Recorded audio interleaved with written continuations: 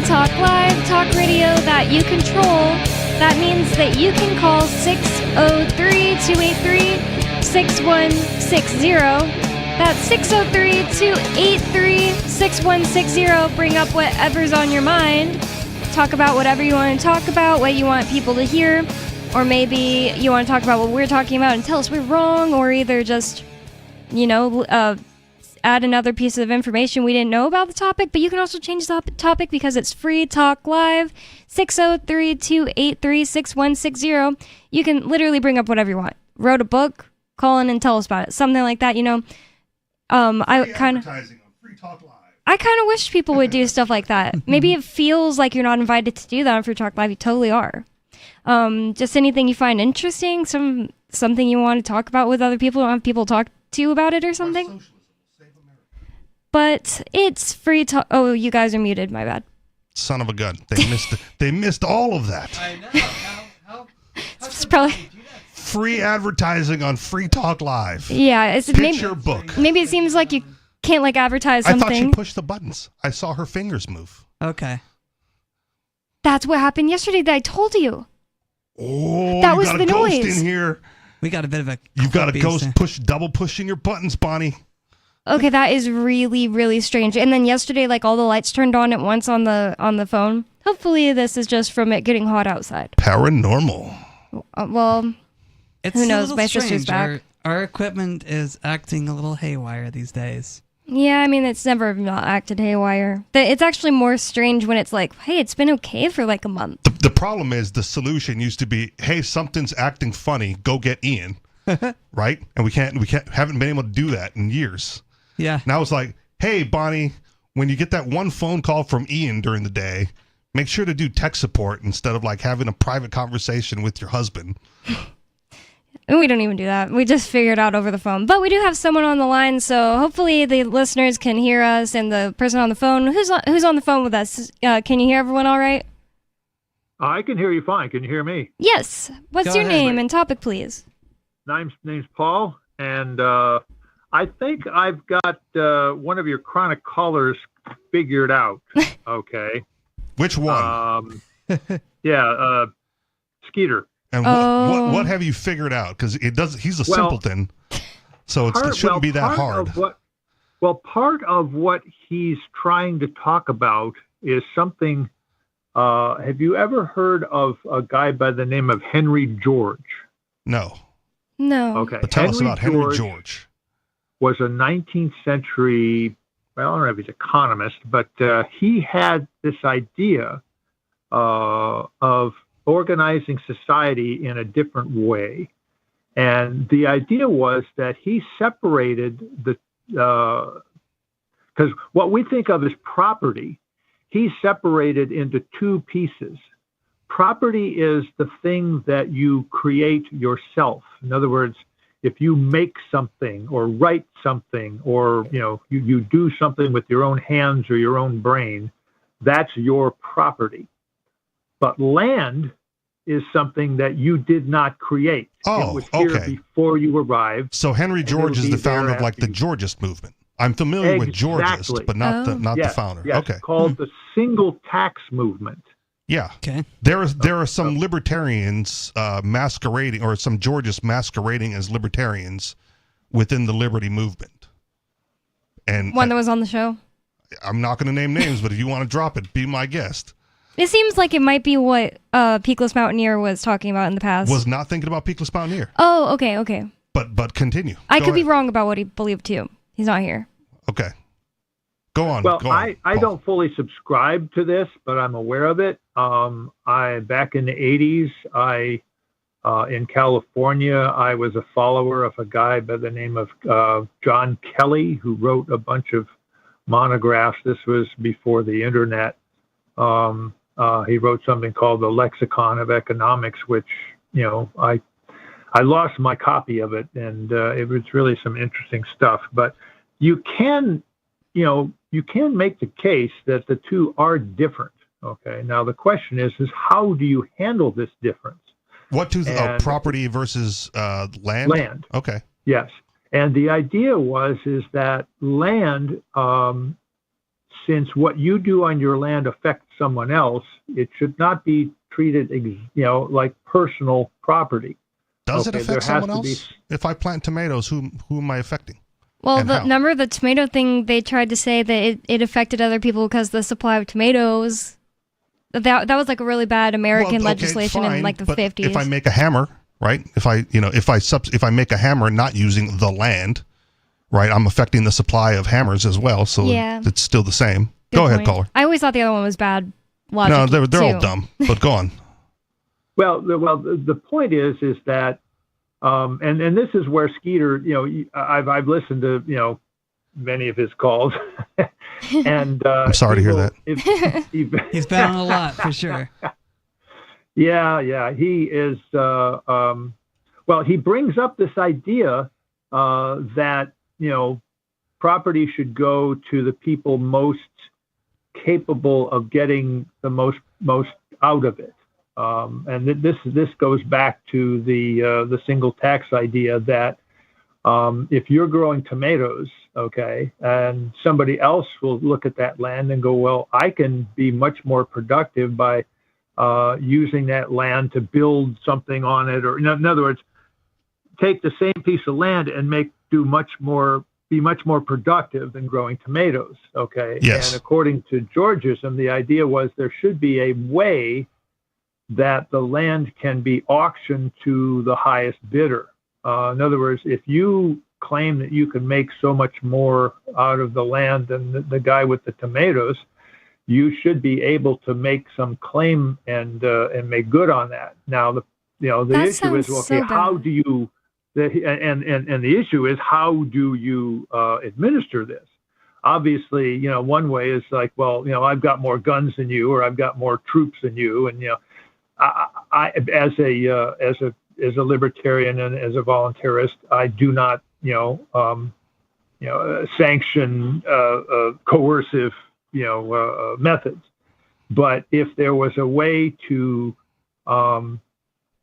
keep track of, in other words, if you had a society where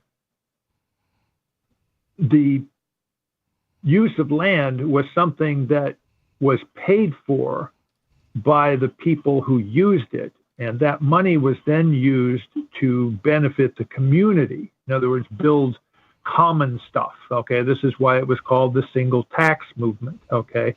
Tax on your person, tax on your personal productivity is coercive.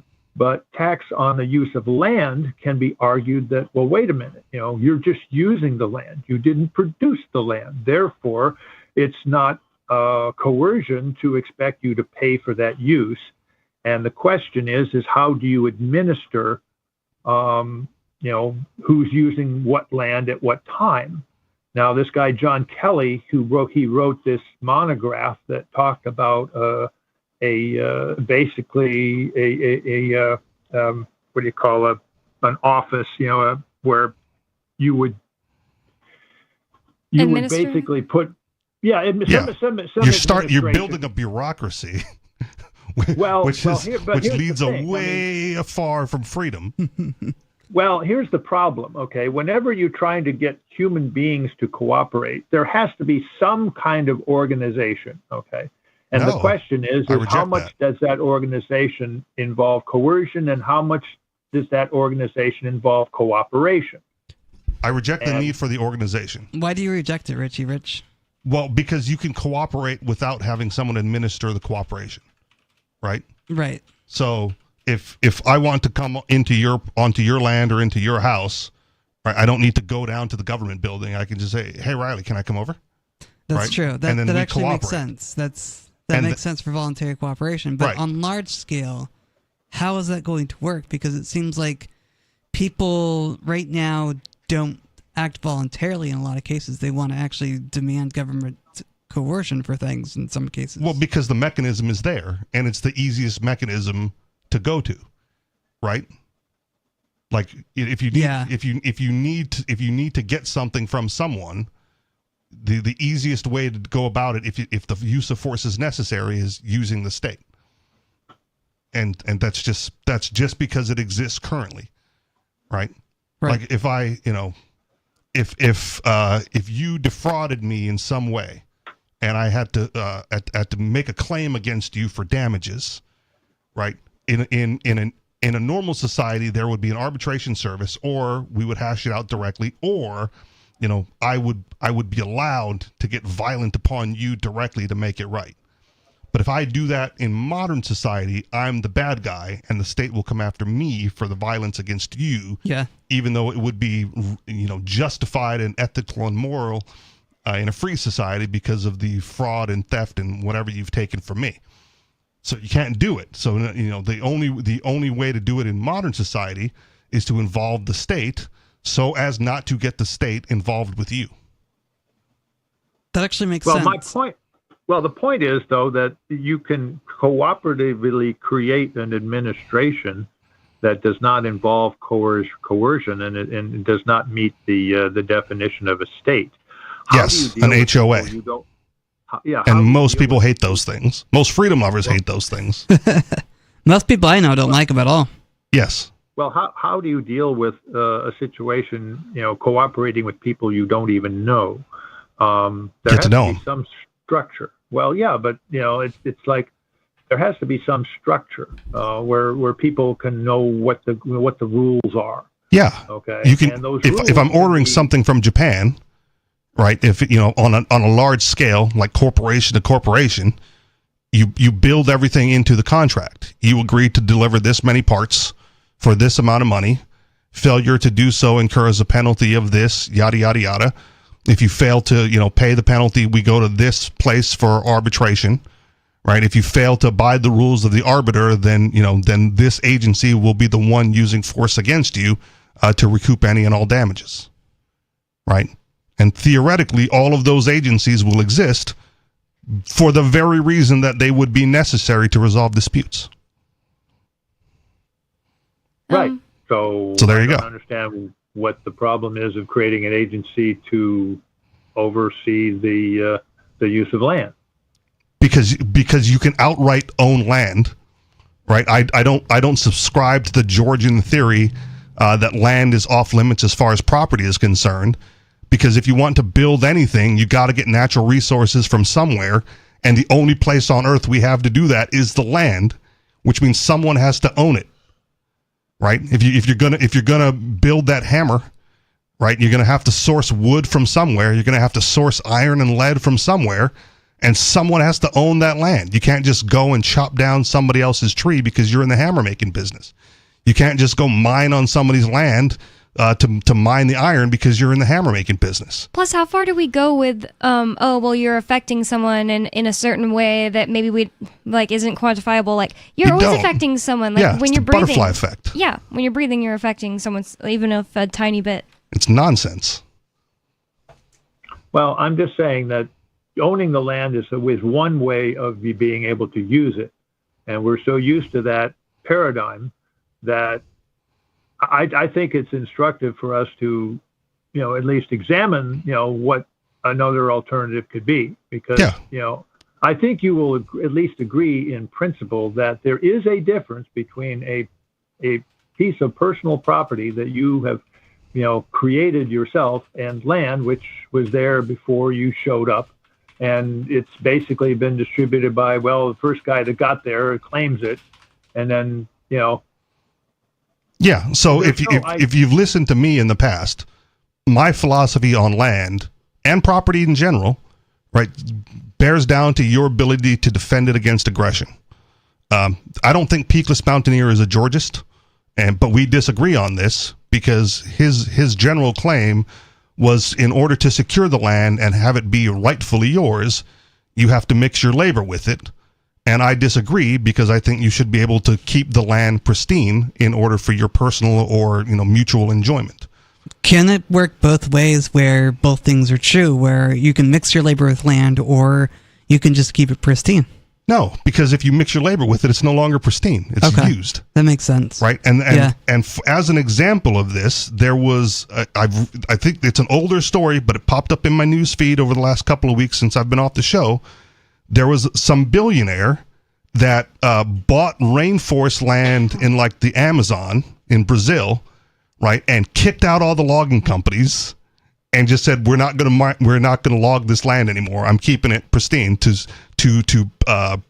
preserve the rainforest in this area.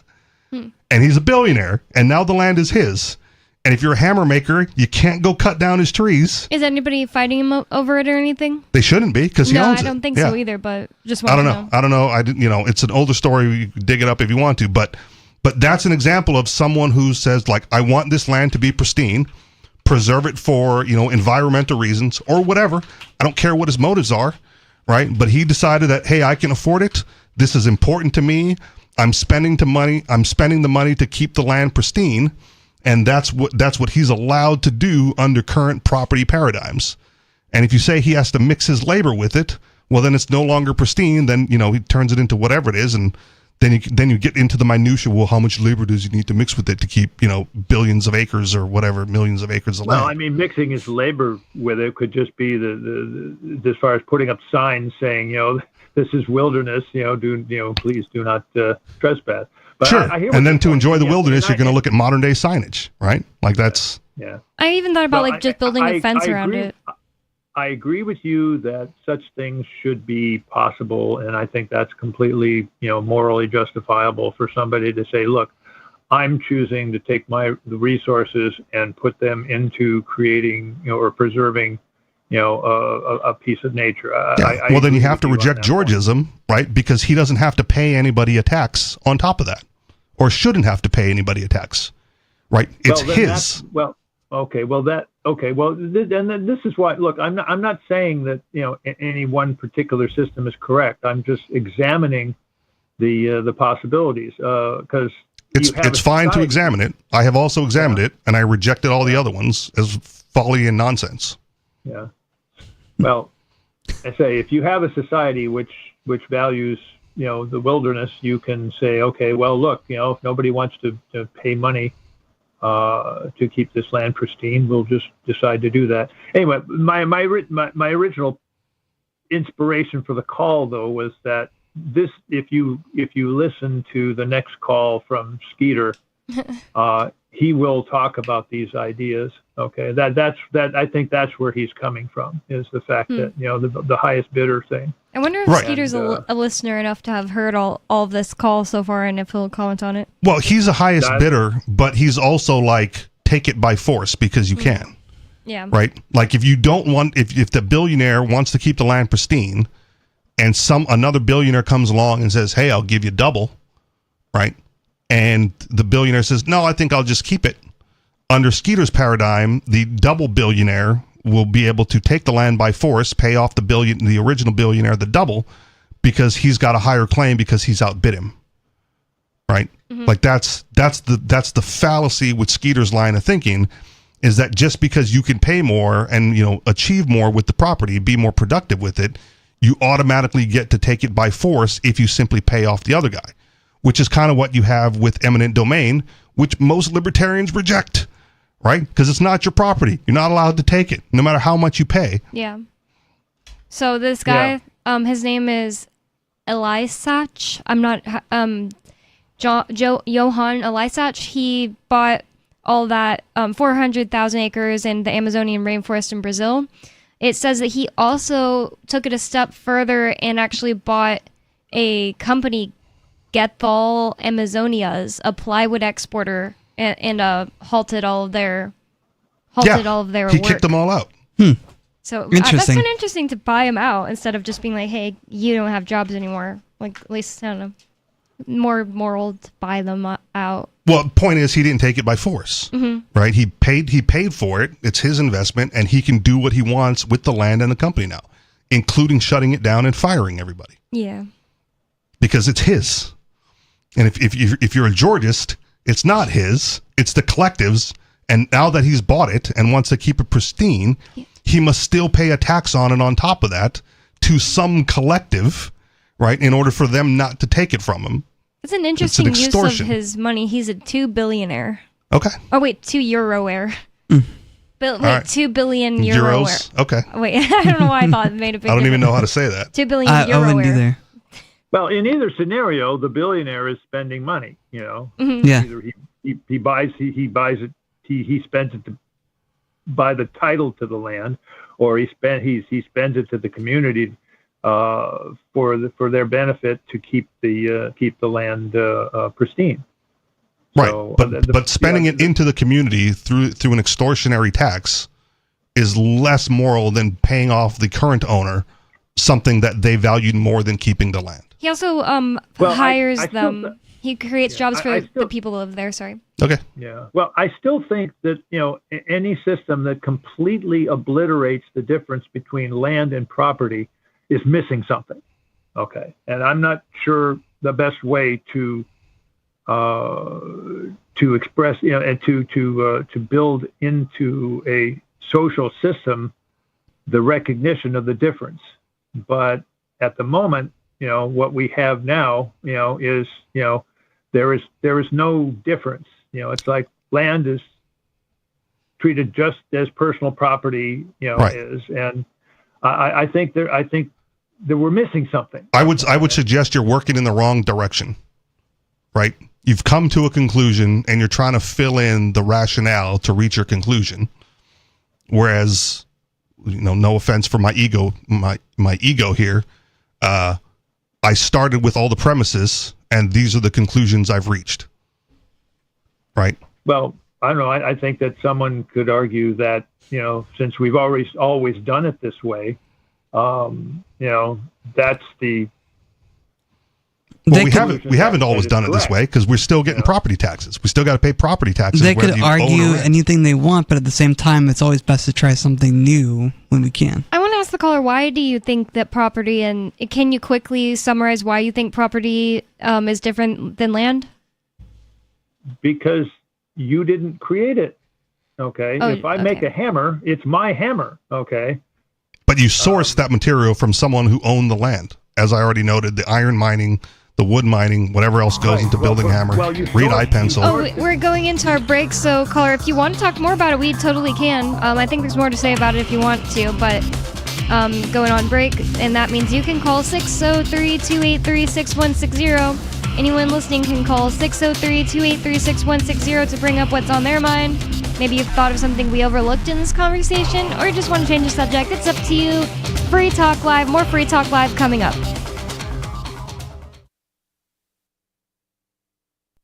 If you're looking for work, the person you are applying to may be even more nervous than you are. And the way things are now, your references have never been more important. Here are 3 tips. First, know that employers are checking. Every hire is under the microscope these days. Second, they won't just be checking references you provide. Figure that all of your ex-employers will get a call and be asked, would you hire him or her again? Third, assume you will be Googled. So before you apply, remove all those party animal photos from your Facebook page. Even if you're not in the job market, effective communication skills have never been more important, with money and attention so scarce now. For more tips for job seekers and getting better results in all your day-to-day communication, hit survivalspeech.com. I'm Holland Cook. From Feature Story News in London, I'm Ollie Barrett. Russia's hit Kiev in what appears to be the largest aerial attack since the full-scale invasion of Ukraine began. The Ukrainian Air Force says more than 500 drones and missiles were launched overnight. At least 23 people have been injured. Donald Trump's flagship bill of sweeping tax and spending cuts has narrowly passed its final hurdle in the House of Representatives. In the end, only 2 Republicans voted against it after a major effort to bring rebels on side. Critics say the bill will cut medical insurance and food aid for some of the poorest in the US. But President Trump says persuading Congress to back it is a landmark moment. We're sort of celebrating like the biggest bill of its kind ever signed, and it's going to make this country into a rocket ship. It's going to be really great. I think when you go over the bill, it was very easy to get him to a yes. We went over that bill, and point after point, biggest tax cut in history, great for security, great on the southern border. Immigration is covered. We covered just about everything. More than 60 people have been killed in the past 2 weeks following torrential rains in India's Himachal Pradesh. India's meteorological departments issued heavy rain alerts across the Himalayan region till the 7th of July.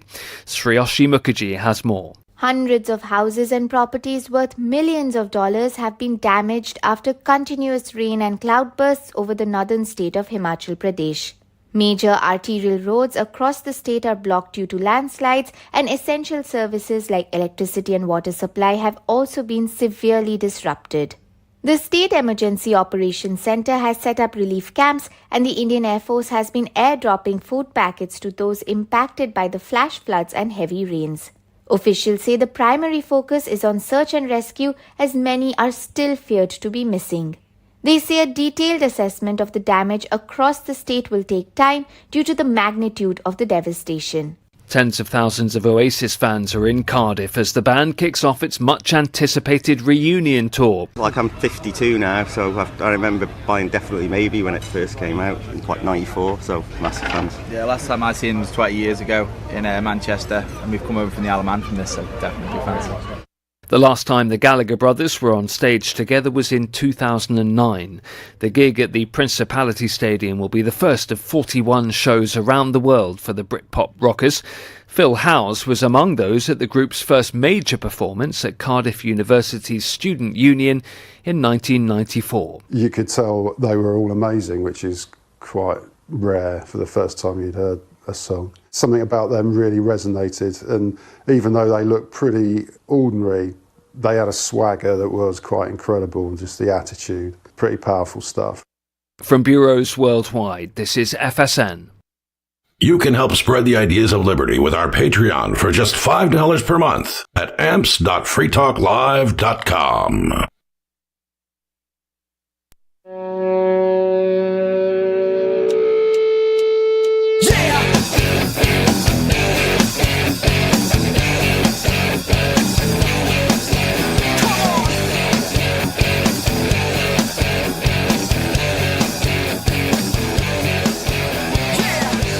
Free Talk Live. This is kind of funny and kind of awkward. It's gonna seem like I'm talking about myself. It's gonna seem like I'm talking about myself, but I'm not. But I'd like to thank Bonnie. Oh, okay. For being an amplifier. I know who she is. Her last name is different. So I'd like to thank Bonnie for being an amplifier with us here at Free Talk Live. That means that Bonnie went to amps.freetalklive.com and signed up to support the show. AMPS stands for Advertise, Market, Promote, and Support. Thanks to Bonnie and everyone who supports us. And again, that's amps.freetalklive.com if you'd like to check out the perks and benefits of becoming an amplifier. And we really do appreciate Bonnie and all of our different amplifiers who amplify with us at Free Talk Live. And yes, thank you so much. That's just funny. It kind of threw me off a bit. I'd like to thank Rich for all he does for Free Talk Live. Riley, anybody you'd like to thank? I'd like to thank Riley for everything he does for Free Talk Live. That's hilarious. Keeping it on the air. You should thank Riley for doing the digest. It's true. Yes. That's hilarious. That's really funny. It's like it would be hard to believe if I didn't already know that that's a different Bonnie. There aren't that many Bonnies. But I know it's actually, that name's totally going to explode. I saw the other day on Twitter, somebody said... Coming back? Yes. Okay. Somebody said, I want my daughter's name to start with a B because both of her brother's name starts with a B. Can people give me cute B names? And I was like, uh-oh. And I went there and Bonnie. Seriously, people are like, I met this person named Bonnie. I was like, no. And also that... I guess I can say porn star. Yeah, I can say porn star. Yeah, you don't need to censor yourself that much. Yeah, there's a porn star named Bonnie Blue, and her real name is Tia. Everyone should start to call her Tia. It's not fair. I want to take my name back. But with you on Free Talk Live tonight, you've got me, Bonnie, if that wasn't clear. And Riley. And Riley. And Richie Rich. And we were going to go back to talking to Paul. He said he had a few more things he wanted to say about this Georgian concept, and maybe about Skeeter. Is that what you wanted to talk about, Paul? Well, I say my original... idea was, because I think I figured out what he was trying to talk about, and I think Skeeter. The next time he calls in, I think you folks should call him on that and say, well, you're really just talking about the Henry George single tax idea, and see what he does. I definitely will. But yeah, my point is that while we're trying to find an improved way of organizing human society, I think it's worthwhile to examine, our assumptions and just to say, well, the only way to make everything work is that you have to treat land as personal property. It's sort of working for us. But the point is that we in my view, we should always be looking at, well, what if, we used a different assumption, and where would that go? See, and I would suggest that we've already found the optimal way to organize society, but there are thieves and liars and murderers that refuse to allow that to exist. And they call themselves governments. Mostly the governments. So that means, that means that the method we're using isn't really, it's like we still need a lot of improvement. Right. So the fact, if you say, well, we found the way, except for, well, no, we found the way. We found the way, right? The way exists, and it's through absolute private property ownership, without government interference or without government existence. Like that's going to be the optimal way. And the problem is that there are people who, with guns, and use the force of guns and the force of government and threats thereof, to disallow that society from coming to existence. And the problem with those that want that society is there's also I'm going to call it a rejection of the use of violence to repel that threat, because they want to be peaceful, but they don't know that usually that peace is defended with violence, and there are those that have to be willing to use that violence to protect that peace. And the founders knew that. The founders of this country knew that, right? The price of liberty is eternal vigilance, and now we have HDTV, and nobody cares. Yeah. Yeah. Okay. That's a good point. I'll leave it there. I'll let somebody else call in. Thank you. Thank you so much for the call, Thanks, Paul. Believe it or not, we have Skeeter on the line. So let's go to Skeeter, because I want to know if it's true. Do you know what Georgian property theory is, Skeeter? Oh, he dropped off. Well, yay! There is a God. I'm getting a call right back. I think I should go to this.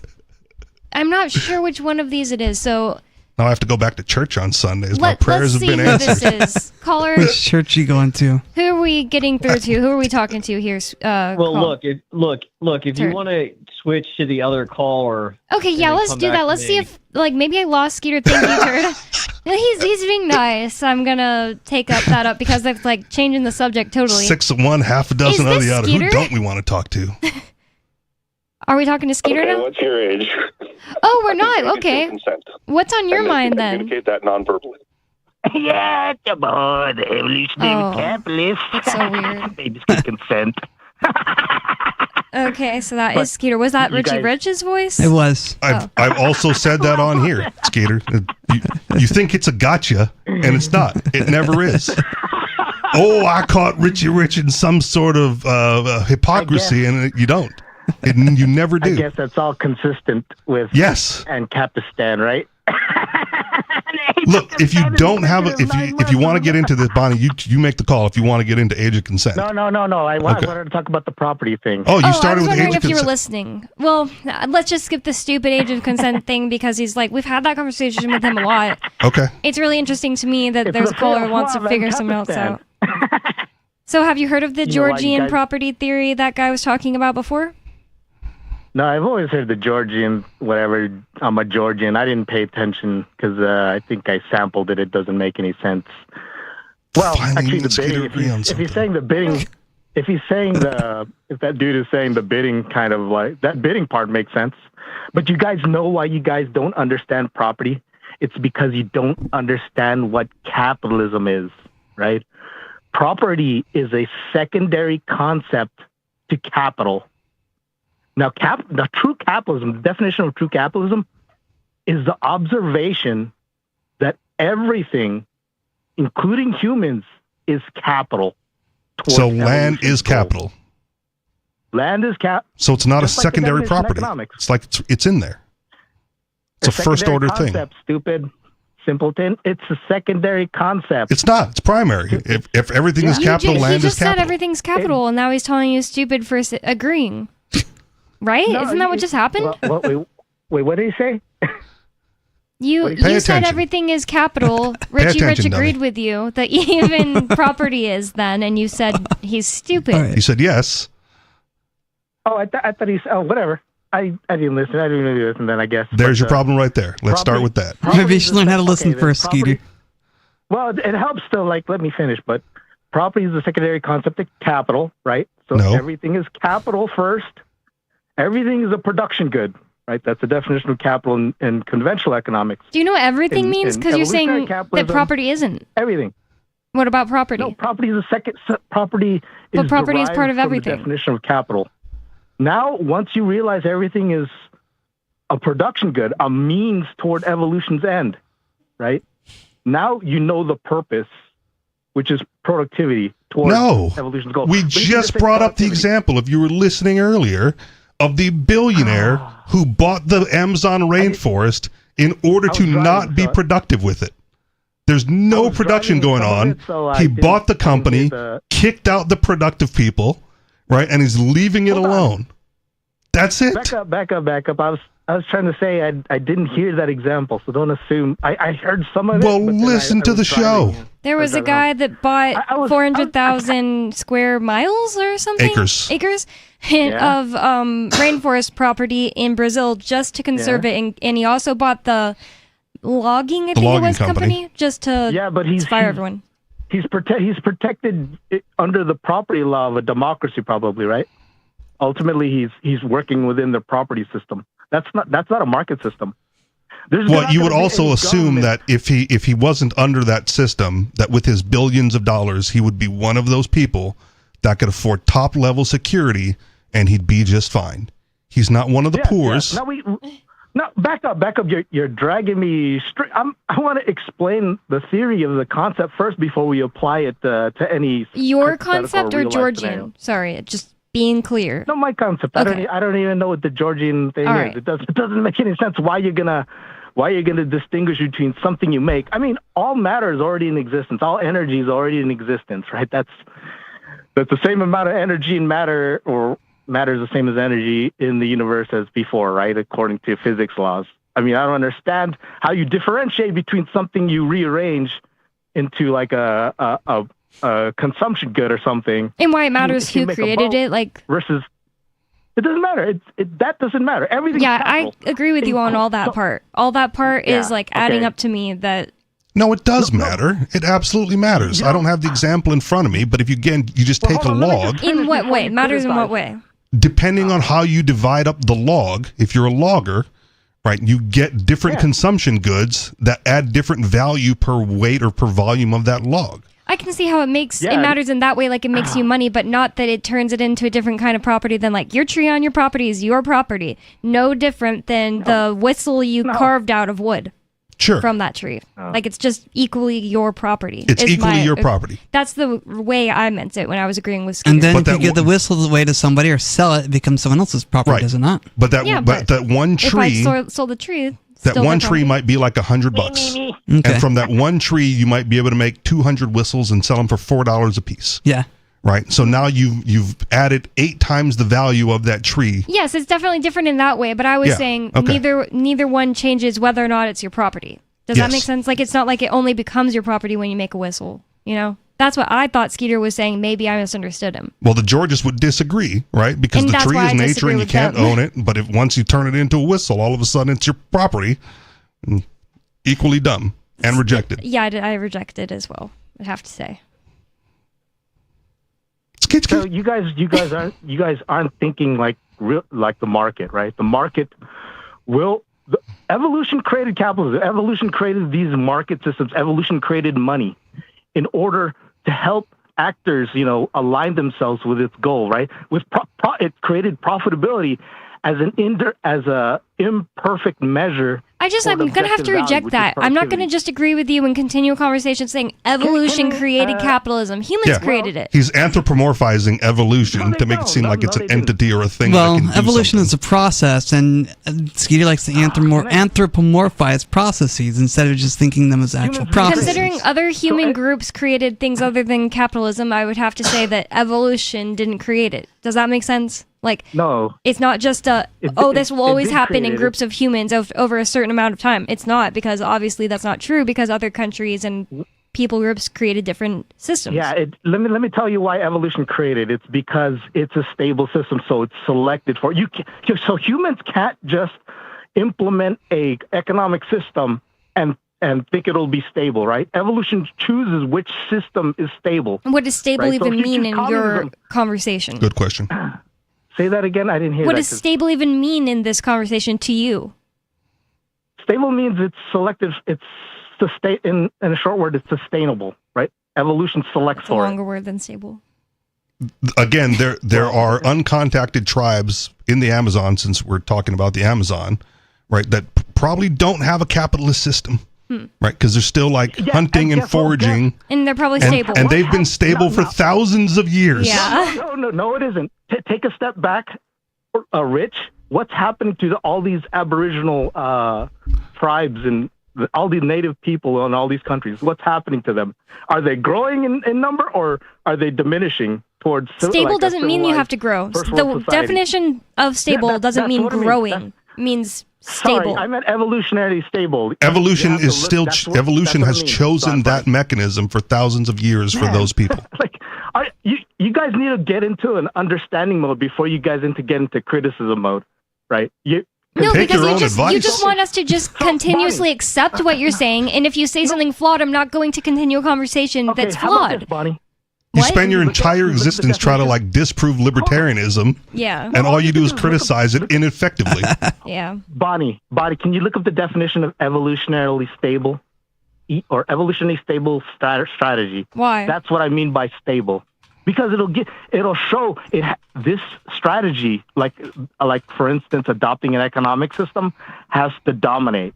That's what stability is. But it doesn't, because it doesn't dominate those tribes. It has to survive relative to other strategies, right? It has to defeat the other strategies, right? It can't just because the current strategies are different and coexistent. I don't even think and have been right. coexistent for thousands of years. Do you want me to read this definition? Because I don't think you're even using it correctly. Sure. It says it's a strategy that, once established, is stable and self-perpetuating, meaning it's the best strategy for individuals to adopt, given that most others are already using it. Yeah. What? You asked me to read a definition, and are you disagreeing with it?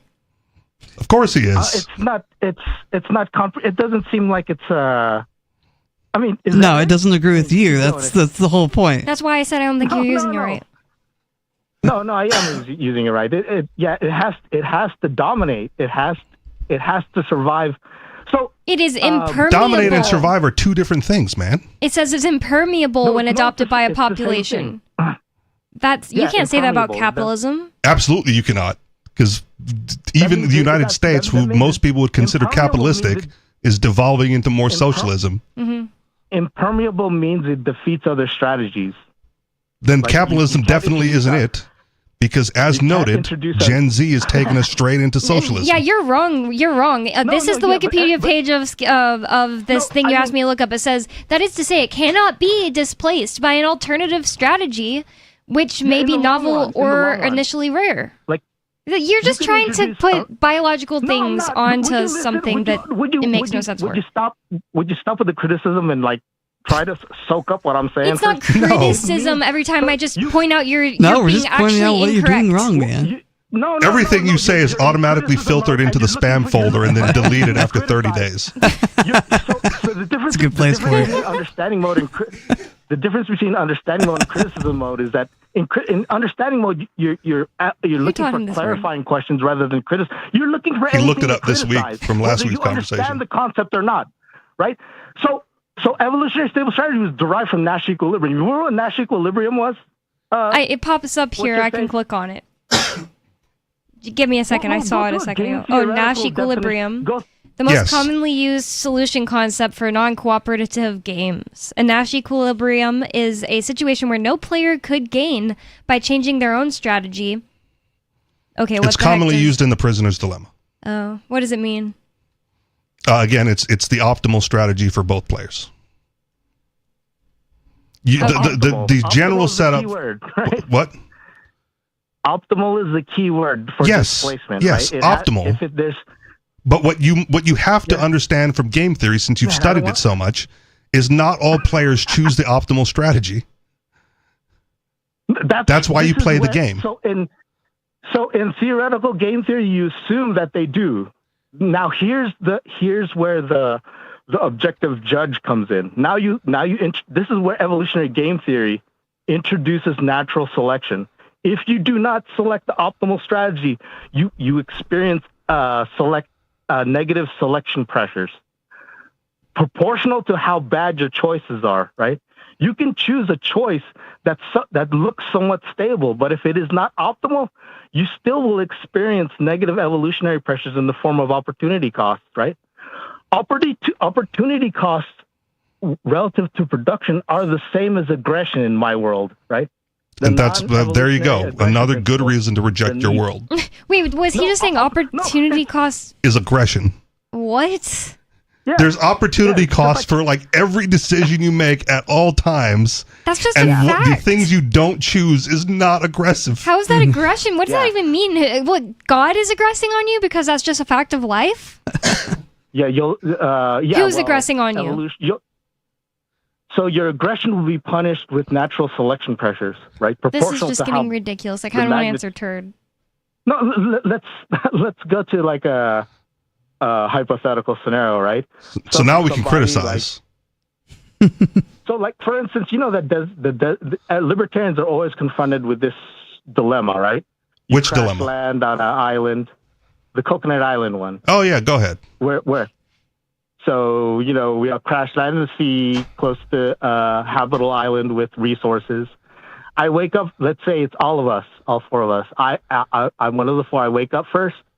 I homestead the land. I build a fence around this small island with or at least the part of the island with all the resources, all the coconuts. And then, so under libertarian property system, I own that land. I determined how those coconuts are used. Will I die if I don't have that access to those coconuts? Then I think I'll just kill you. Which would be aggressive. But that doesn't matter. I do something wrong to live. If you're telling me you would refuse to sell and stuff like that. So let me flesh out your scenario. The most likely way it would happen, realistically, outside of your theory. Can we change the hypothetical to No, I want to reject yours first. I don't know. Skeeter sets up a fence around all the coconuts. Me, Bonnie, and Riley will starve unless we have access to Skeeter's coconuts. Bonnie kills Skeeter, and me and Riley go, "Man, Bonnie, that was aggressive. You need to be punished for that." But since me and Riley are the only two arbiters, we let her off the hook and divvy up the land and share the coconuts because on a small scale, it could work that way. Yes, exactly. So did you say you just kill me? You're going to kill me? Bonnie offered, and we accepted her offer to kill you. So now there's three of us with a larger share of the coconuts. Applying their libertarian system. I mean, they're not. I said it would be wrong. It would be wrong and not libertarian. But what would be libertarian about you? We made her swim one lap around the island as penance for killing Skeeter. And then we moved on with our lives with an abundance of coconuts. You guys are okay with aggression in this case. Like you're gonna have to make that. No, she made up for it. We made her pay into it. We made her pay coconuts into the gosh, it's Skeeter Trust. And Riley is the beneficiary. So let's alter the hypothetical to the pristine thing, like keeping land pristine, right? Okay. So you have I own land in the current, like I just either homesteaded it or I acquired it within a lock-in chain, right? Is this on the island or off the island? Have we moved off the island? Doesn't matter. It doesn't matter where it is, right? Let's just say there's no government, right? There's no government, so you're gonna have to determine a property system. But you know, I obtained this land through a appropriate lock-in chain, right? Now I'm good. My goal is to keep it pristine, but there's, let's say, the cure for cancer. Remember that, Rich? Yes, they made a movie about it called Medicine Man. And if you rewatch it again from a libertarian perspective, it's a terrible movie. No, he lost the cure for cancer there, and he's trying to stop the foresters. Yes, but from a libertarian perspective, it's the foresters' land to do as they please, and the medicine man should get his butt off the land, regardless of the cure for cancer. in a market system, right? So those foresters, I don't know if they were doing it illegally or not. I forgot that. It's a hella old movie in the 90s. But I don't know if they had James Bond, Sean Connery. Were they doing it illegally? Were they doing it illegally? I don't remember. That would change the perspective. Yeah, but I think that they were foresting the land legitimately. So, anyways, let's forget the medicine. I don't want to tailor it to that movie because I don't know I forgot the details of that. But so like if there's a cure for cancer, so it was in the ants. The person who knows there's a cure for cancer has to convince the market that there's going to be profit to be had by finding that cure for cancer and selling it into market, right? Now, when there's an absence of democratic government protecting and locking property, it's going to be potential war. They're going to calculate the expected profit from that land. They're going to tell. At first, of course, they're going to go to the owner. Hey, you're going to take this green man to leave. You're going to take this offer, or we're going to go to war, right? Now, the thing that keeps this proper is to make this public. Like, everybody should know, using the reputation system, that they're making this bid for this land. Everybody should know their calculation. And the owner still has the last say to reject the offer, regardless of the potential good that it will do for society. That's not how property works. Yeah. More Free Talk Live coming up. We have more people on the line, but you can still call 603-283-6160. We're going to move on to other conversations. 603-283-6160. It's Free Talk Live. Don't go anymore. More Free Talk Live coming up.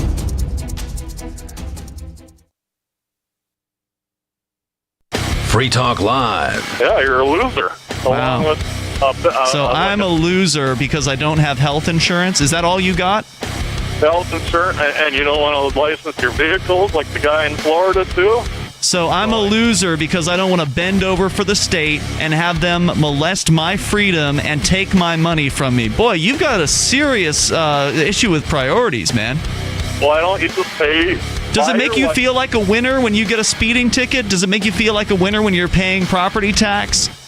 You betcha. You're pathetic, dude. Thanks for the call. The government loves bootlickers like Leon. Yeah.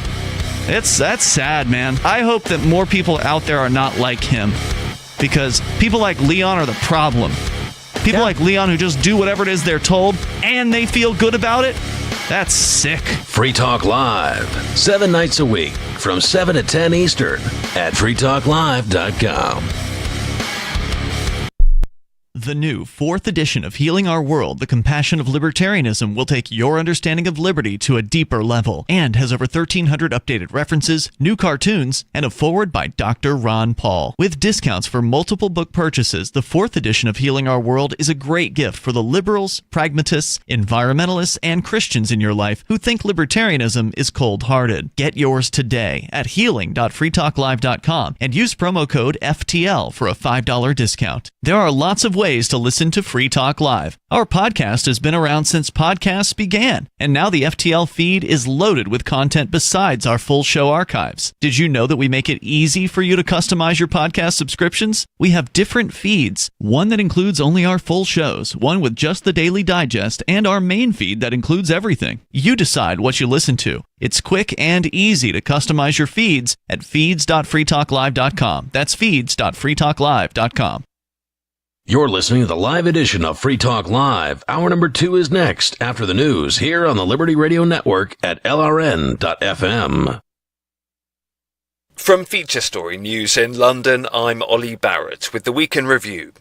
Donald Trump's flagship bill of sweeping tax and spending cuts narrowly passed its final hurdle in the House of Representatives this week. In the end, only 2 Republicans voted against it after a major effort to bring rebels on side. Critics say the bill will cut medical insurance and food aid for some of the poorest in the US. President Trump says persuading Congress to back it was a landmark moment. We're sort of celebrating like the biggest bill of its kind ever signed, and it's going to make this country into a rocket ship. It's going to be really great. I think when you go over the bill, it was very easy to get him to a yes. You know, we went over that bill, and point after point, biggest tax cut in history, great for security, great on the southern border. Immigration is covered. We covered just about everything. Liverpool footballer Diogo Jota died at the age of 28 when his car crashed in Spain. Mourners, including teammates, gathered in Portugal on Saturday for the funeral of Jota and his brother André Silva. Music mogul Sean Combs will not spend the rest of his life in prison after being acquitted of the most serious charges he was facing in a New York court. Prosecutors had alleged he led a criminal enterprise involving sex trafficking and orchestrated sexual encounters that lasted up to 4 days. However, Combs was convicted on 2 charges relating to prostitution. Mitch McCann was outside court for FSN. While Sean Combs was convicted of 2 charges today of transportation to engage in prostitution, this will be viewed as a major victory for the music mogul for the fact that he escaped the most serious charges, sex trafficking and racketeering conspiracy. For one, racketeering conspiracy comes with a possible life sentence in jail, and sex trafficking comes with a mandatory minimum term in prison of 15 years. The prostitution charges of which he was found guilty do come with sentences of up to 10 years in jail each, but it's unlikely they will be served separately. UK Prime Minister Keir Starmer backed his Finance Minister Rachel Reeves this week amid speculation he was about to sack her. He says Rachel Reeves will remain Chancellor for a long time to come. It followed her crying in the House of Commons on Wednesday as the government faced criticism over a major U-turn on welfare reforms. The opposition Conservatives say the government's in chaos, and the uncertainty caused borrowing costs to temporarily spike. Cabinet Minister Heidi Alexander says Rachel Reeves is going nowhere. Rachel is dealing with a personal matter, as I understand it. I think she is one of the reasons, along with Keir, why we've got a Labour government at the moment, because I think she convinced the public that the Labour Party could be trusted with their money and that on the really big decisions she was going to get the calls right. We can't routinely as a country have more money going out in day-to-day spending than when we've got coming in through tax receipts, and she's right to say that we've got to invest. From bureaus worldwide, this is FSN. Hundreds of people gathered in North India to celebrate the Dalai Lama's 90th birthday this week. The Tibetan spiritual leaders confirmed he will have a successor. Amid some earlier speculation, the institution could end with him. Rebecca Bunden filed this report from Mumbai. The celebrations are taking place in Dharamshala in North India, where the Dalai Lama has been living in exile after fleeing across the border to India in 1959, when there was a failed uprising against Chinese rule in Tibet. More than 7,000 guests are expected to attend the festivities, including Indian ministers and Hollywood actor Richard Gere. In the past, the spiritual head of Tibetan Buddhism has made comments that have raised questions about whether the 600-year-old institution will continue, but he has now confirmed he will have a successor. And there are some expectations that the leader may give a clue about who this may be in the coming days. Pioneering televangelist Jimmy Swaggart died at the age of 90 after 2 weeks in hospital. He was one of the first preachers to bring his ministry to a massive global TV audience before enduring a damaging sex scandal. Kate Fisher filed this report from Washington. At its peak in the mid-1980s, Jimmy Swaggart Worldwide Ministries had a television presence in more than 140 countries. That, along with its Bible college, brought in up to $500,000 a day from donations and sales of Bible courses, gospel music and merchandise. Stirring thousands of congregants and millions of TV viewers, he became one of America's most influential televangelists and a household name by the late 1980s. But his career came crashing down in 1988 after a prostitution scandal. He continued preaching for decades, but with a reduced audience. That's the Week in Review from FSN London. I'm Ollie Barrett reporting. From the day an ancient cave dweller painted yet another elk hunt on a wall in 15,000 BC, to Gary Marshall's 1974 discovery of 13 weather-beaten North Dakotan coal miners that would go on to become the cast of Happy Days, The Onion looks back at This Week in History. On June 17, 1954, the effects of the previous month's historic Supreme Court ruling in Brown versus the Board of Education provided black students with the educational opportunity of experiencing racism firsthand in desegregated schools. Up until that point, African American pupils could only endure racial slurs and death threats in city streets or near their homes. And on June 24, 1784, 13-year-old Edward Warren took the first hot air balloon flight, becoming the first American to urinate on a crowd from 100 feet in the air. And that was what happened this week in history. This is the Onion News Network. Yep, we still do email. Drop your email address in the entry box at freetalklive.com, and you'll be kept in the loop with Free Talk Live.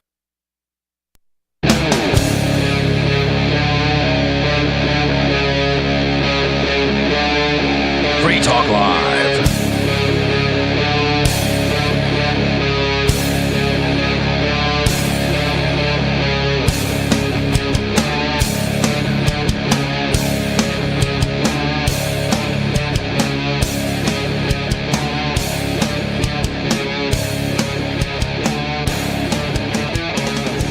It's Free Talk Live, talk radio that you control. That means that you can call 603-283-6160. That's 603-283-6160 to bring up whatever's on your mind, whatever you want to talk about, whatever you want to tell us about, tell the other people listening about. It's up to you because it's Free Talk Live. Free Talk Live is brought to you by LibertyMinded.com. Official Free Talk Live gear like t-shirts and hoodies are available at LibertyMinded.com. Plus, you'll find a unique collection of cool and funny liberty-oriented clothing at LibertyMinded.com. That's LibertyMinded.com. And on Free Talk Live with you tonight, you've got me, Bonnie. Riley. And Richie Rich. And in the last segment, we were talking to different callers. We haven't had to get into any, current news, boring political affairs going on or anything like that. We've been having fun conversations just about things that the callers brought up, which I always love. I love not having to have any show prep, really. Alternative political theory. Yeah, but alternative theories that could help us, maybe in their minds. Well, I guess evolutionary capitalism, Georgism, versus libertarianism. It's all fun to debate theory, but your theory has to make sense. Yeah. It helps. It definitely helps. Less easily rejected. There was this girl on Twitter that was telling me theory has to be true. I was like, that doesn't even make sense. How could there be conflicting theories? It doesn't even make any sense. Seriously, I think that's and she goes to college and stuff. She seems really smart. She's probably learning socialism theory. But she's a capitalist and libertarian and stuff. Okay. So I think I was like, what do you mean about that? Comes down to how you're defining a theory. So I know within the scientific method, a hypothesis is an idea that says, well, if I'm going to heat this liquid to X amount of temperature, I'm expecting it to do this. And then when you test it, and it does what you think it's going to do, then you form the theory. Okay. At least that's how I understand theory. It's not a theory until it's proven? Right. To work? Right. But what about somebody who has a theory that... That's why I asked her, I was like, but the thing is, you are in economics, and, you don't agree with, Keynesian economics, right? So how can you say that that's... Keynesian economic theory is a theory, and so is, blah, blah, blah, other theories you like? That doesn't make any sense. I think there's more than one definition of theory. I almost think maybe your definition, the scientific one, is what she was applying to economics, and it just doesn't work. Right, to apply it to economics. It's not that kind of science. Kind of like how Skeeter was trying to apply this biological theory to economics. Didn't seem to just work both ways. It doesn't. We have Turd on the line, so I'm going to go to Turd Ferguson in Pennsylvania. What's on your mind, Turd? 14-year-old girls. Well, yeah, duh. But I was going to say, I still kind of think that Katy Perry is the greatest pop star of all time. But, lately, my favorite pop stars Addison are Rae. Probably... No, not yet. Whoa. Bad taste. How do you feel about Leonardo DiCaprio dating a 27-year-old? He wouldn't do Leonardo DiCaprio would date whoever he wants. I'm pretty sure he did. I saw an article that said he was dating a 27-year-old. Oh, is that the age? I always thought it was once they got to 25, he stopped dating them. He did. And now he's apparently he's broken tradition as dating a 27-year-old. Wow, she must be really special. God bless him. Leonardo DiCaprio is a great actor. So who was the How old is favorites? DiCaprio these days? In his 50s, I think. Yeah, gotta be in his 50s. Who are your favorites, Turd? I want to know now. Well, right now, I got to say it's between two people, and probably Tate McRae might come in at some point. But right now, horrible. It's Ava Max and I like her. Kim Petras. Actually, those are my two favorites right now. Wow, I'm surprised about Kim since, like, I told you she's trans and it bothered you before. It didn't bother me. I don't care. I think she's pretty hot. Oh, okay. I'm surprised because I said an you open-minded called... Turd Ferguson. That's actually really surprising because I told him about... I showed him a picture of Kim Petras before, and he said she was like a hot sex kitten, is what he said. And then when he was saying something about trannies later, I was like, you called a tranny hot. That's why I revealed it to him. Well and played. He was offended. Was offended or wasn't offended? No, he was. At the time, he was like, you tricked me or whatever. I don't remember. Okay. I'm really 14-year-old shocked. girls and boys. Kim Petras makes amazing music. I love Kim Petras. Yeah, she really does. I actually touched really her like- in person. I went to a club she was going to be at, knowing she was going to be at it, and then we were all like, where is she going to come out of? What door is she going to come in? Oh my God, it's so exciting. She came out the door like several feet behind me, and my friend just like speechless pointed behind me. I turned around and I see Kim Petras, and I just like touch her like upper arm and say, Kim, I love you. And she just smiled and was like, yeah. Like, you know, there's just so much noise, and it was amazing.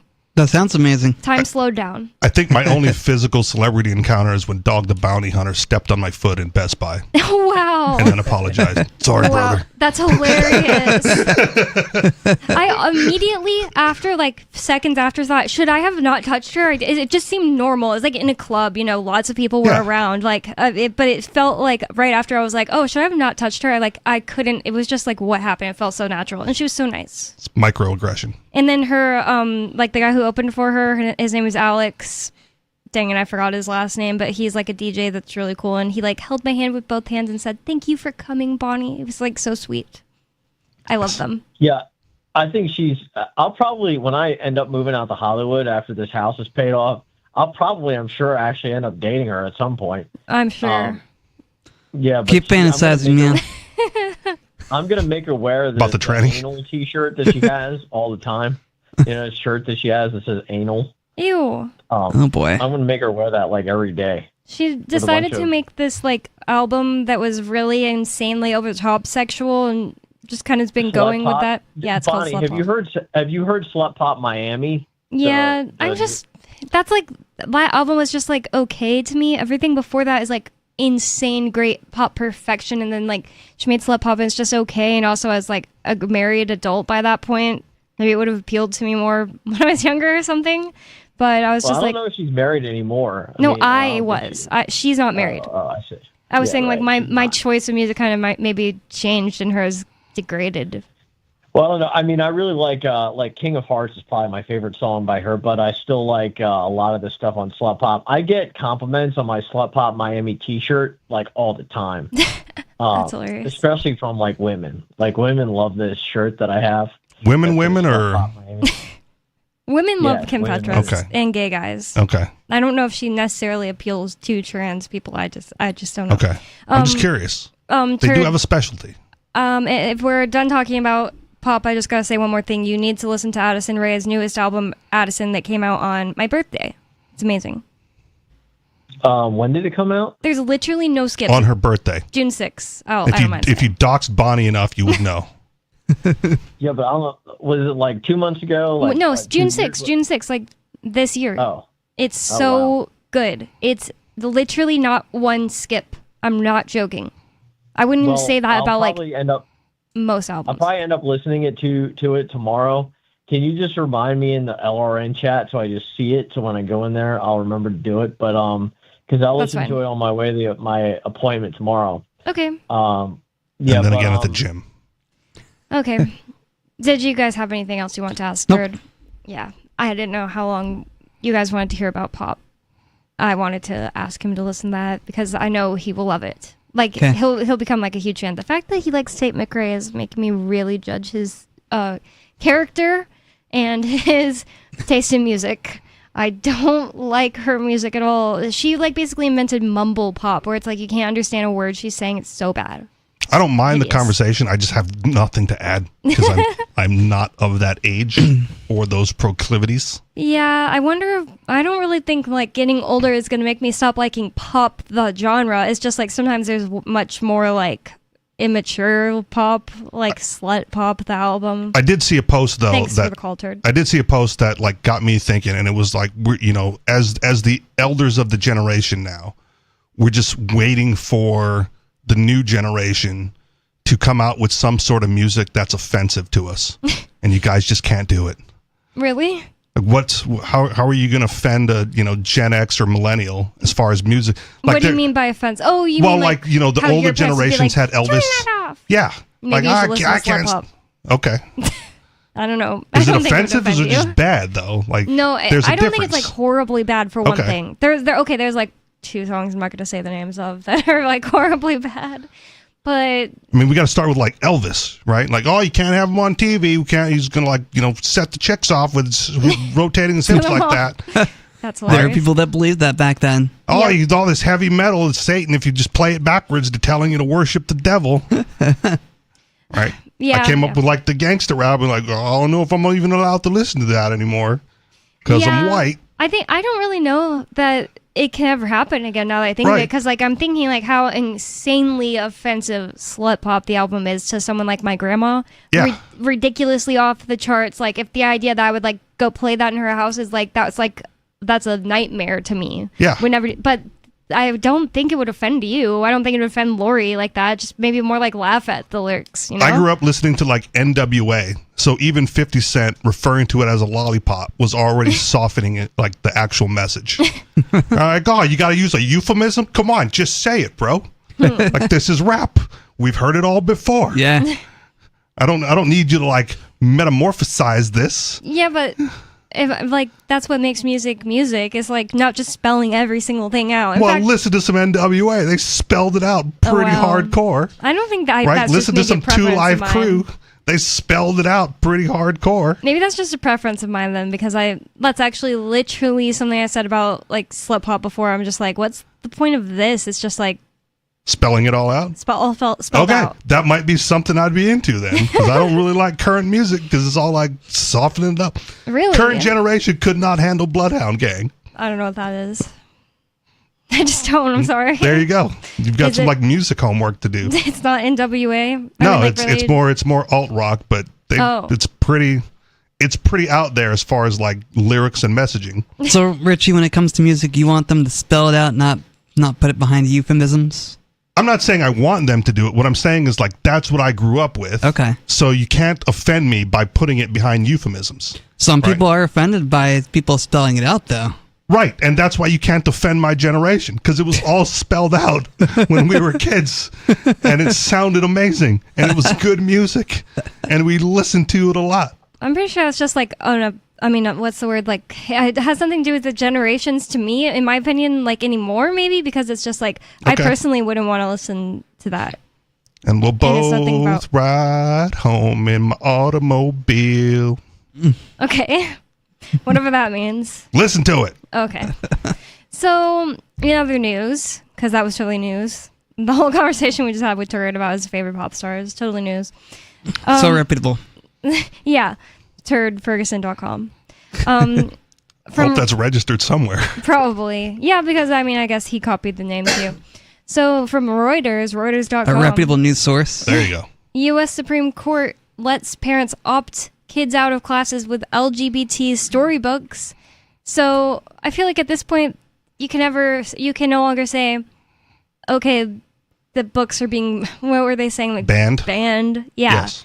If it's just let parents opt out, that was always like a good option. That was always like a solution to this, you know? Like the books can be in libraries, public libraries, but just parents be opting out of, yeah. There's assigned reading in school though, and then you get tested on it, right? And that's just part of it. You got to read the book, you got to take the test if you're going to be in the school. So I wonder if they've been doing like really offensive to some people. I guess something's offensive to everyone. Like that's kind of part of this conversation. I don't remember my summer reading list from high school, but I don't know. Some people might have considered it offensive.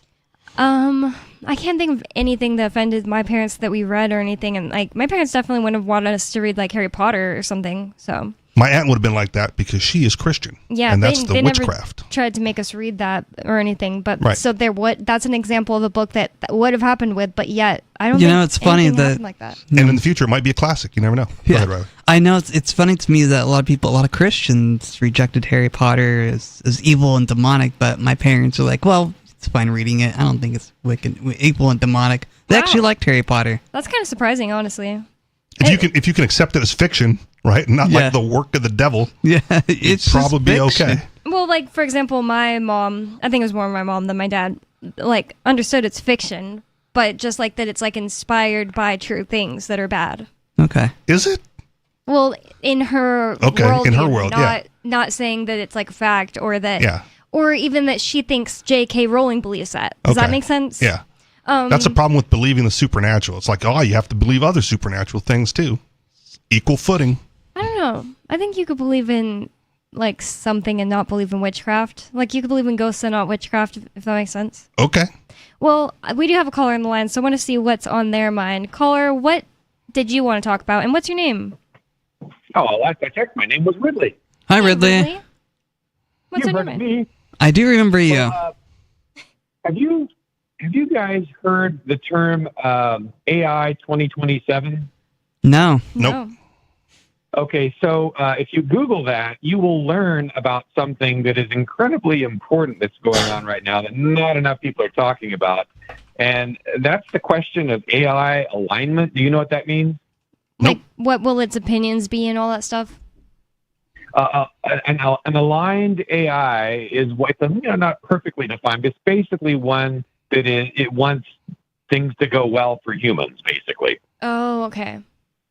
So the main danger, of course, coming up over the next 5 or 10 years is that a non-aligned super AI will be developed, and of course, it will take control of whoever develops it, essentially, and then can take control over the world after that.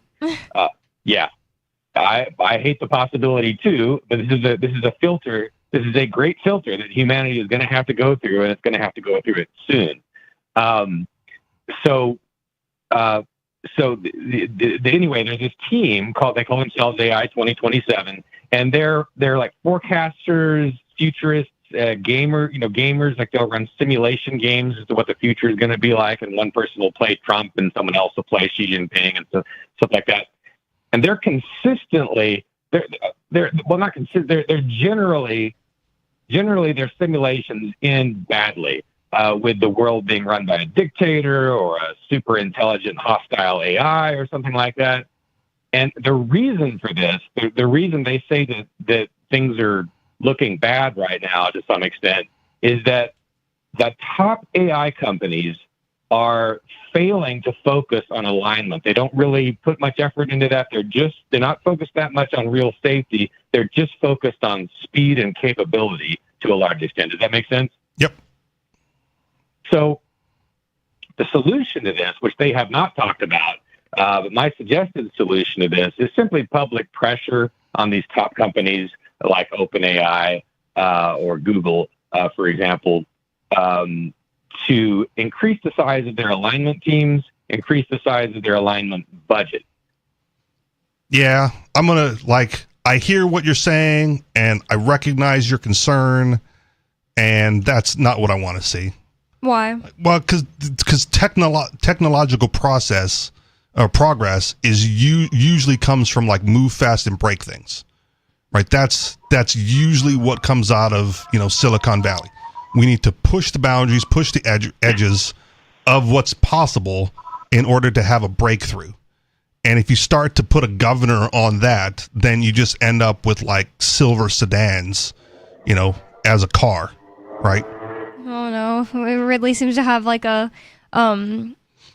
emergency vehicle driving past him. Okay, and whatever. But I didn't hang up on him or anything. I just kind of wanted to wait for that to pass because it's going to be like going out to all of our listeners. Yeah. But I don't know if it all has to go the same way. Like all technology has to advance the same exact way for it to, I would think that eventually people are going to make different choices, and maybe we'll go down that route. Maybe we won't. You're back, right, Ridley, by the way. Right, but if you put restrictions, if the companies are public pressured, through these restrictions in modern society, who's going to administer that? It's going to be the government.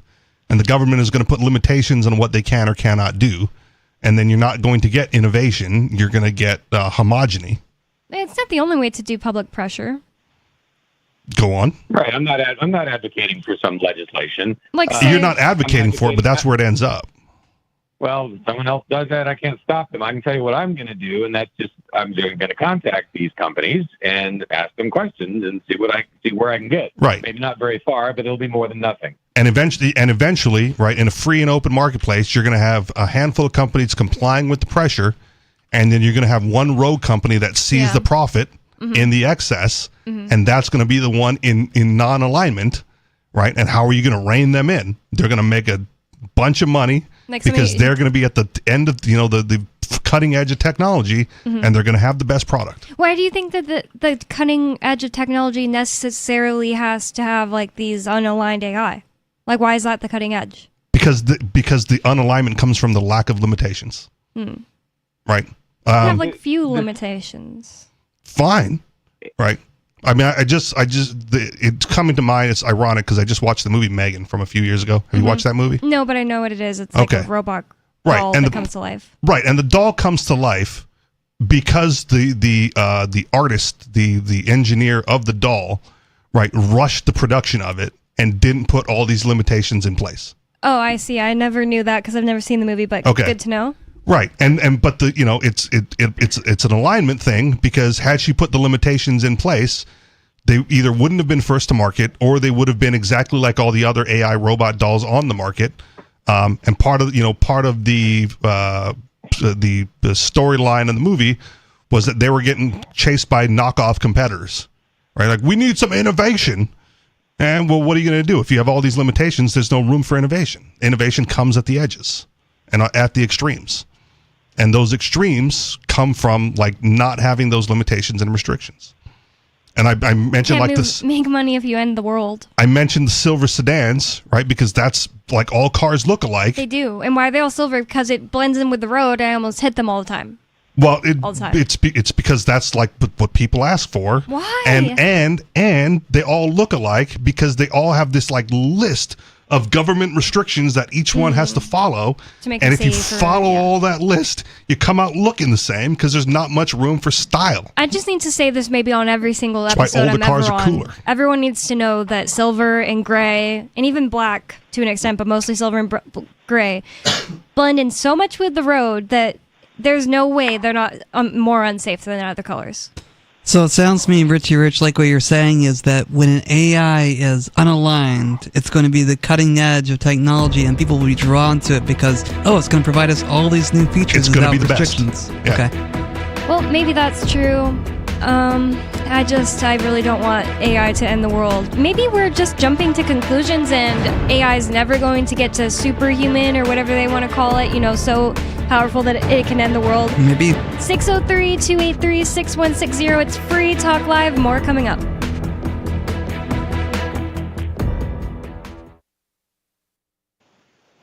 Hi, I'm Derek J. To me, an activist's calling is to actively work to advance a cause. The cause for which I work is personal freedom. I believe my life is best when I engage in voluntary interactions and self-government. I reject the idea that anyone else has a higher claim to my life or my body than I do. I see people who call themselves the government as a threat to my personal freedom. I realize you may feel differently, but my relationship with the people who call themselves the government is completely involuntary. If Starbucks used some of its money to drop bombs, I wouldn't shop there. So why would I support the American empire? The empire does not require my consent. Derek J's Victimless Crime Spree. Watch it for free and order the Director's Cut DVD at victimlesscrimespree.com. That's victimlesscrimespree.com. From Feature Story News in London, I'm Ollie Barrett. Russia's hit Kiev in what appears to be the largest aerial attack since the full-scale invasion of Ukraine began. The Ukrainian Air Force says more than 500 drones and missiles were launched overnight. At least 23 people have been injured. Donald Trump's flagship bill of sweeping tax and spending cuts has narrowly passed its final hurdle in the House of Representatives. In the end, only 2 Republicans voted against it after a major effort to bring rebels on side. Critics say the bill will cut medical insurance and food aid for some of the poorest in the US. But President Trump says persuading Congress to back it is a landmark moment. We're sort of celebrating like the biggest bill of its kind ever signed, and it's going to make this country into a rocket ship. It's going to be really great. I think when you go over the bill, it was very easy to get him to a yes. You know, we went over that bill, and point after point, biggest tax cut in history, great for security, great on the southern border. Immigration is covered. We covered just about everything. More than 60 people have been killed in the past 2 weeks following torrential rains in India's Himachal Pradesh. India's meteorological departments issued heavy rain alerts across the Himalayan region till the 7th of July. Sriyoshi Mukherjee has more. Hundreds of houses and properties worth millions of dollars have been damaged after continuous rain and cloudbursts over the northern state of Himachal Pradesh. Major arterial roads across the state are blocked due to landslides, and essential services like electricity and water supply have also been severely disrupted. The State Emergency Operations Center has set up relief camps, and the Indian Air Force has been airdropping food packets to those impacted by the flash floods and heavy rains. Officials say the primary focus is on search and rescue, as many are still feared to be missing. They say a detailed assessment of the damage across the state will take time due to the magnitude of the devastation.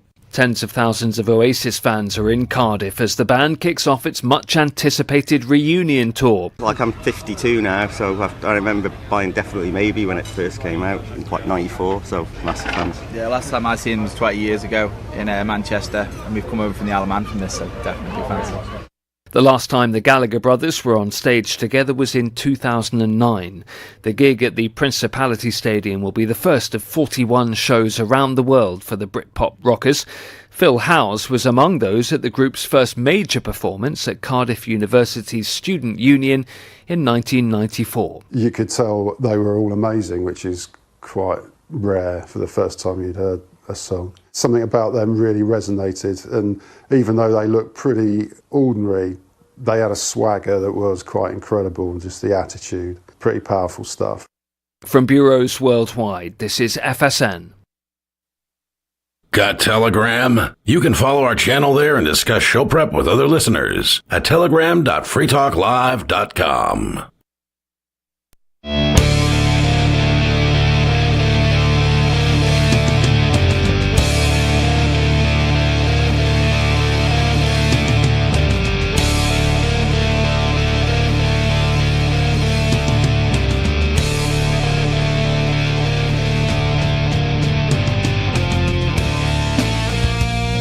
Free Talk Live. Talk radio that you control, and 603-283-6160 is the phone number. That's 603-283-6160. Are you tired of the oppressive rules and moderation of the big tech social media sites? Our Mastodon server at social.freetalklive.com can set you free. Mastodon is free, open source, decentralized, and federated. Multiple apps are available for iOS, Android, Windows, Mac, and Linux. Social.freetalklive.com for that. And with you on Free Talk Live tonight on the show, you've got me, Bonnie. Riley. And Richie Rich. And we already have a caller on the line.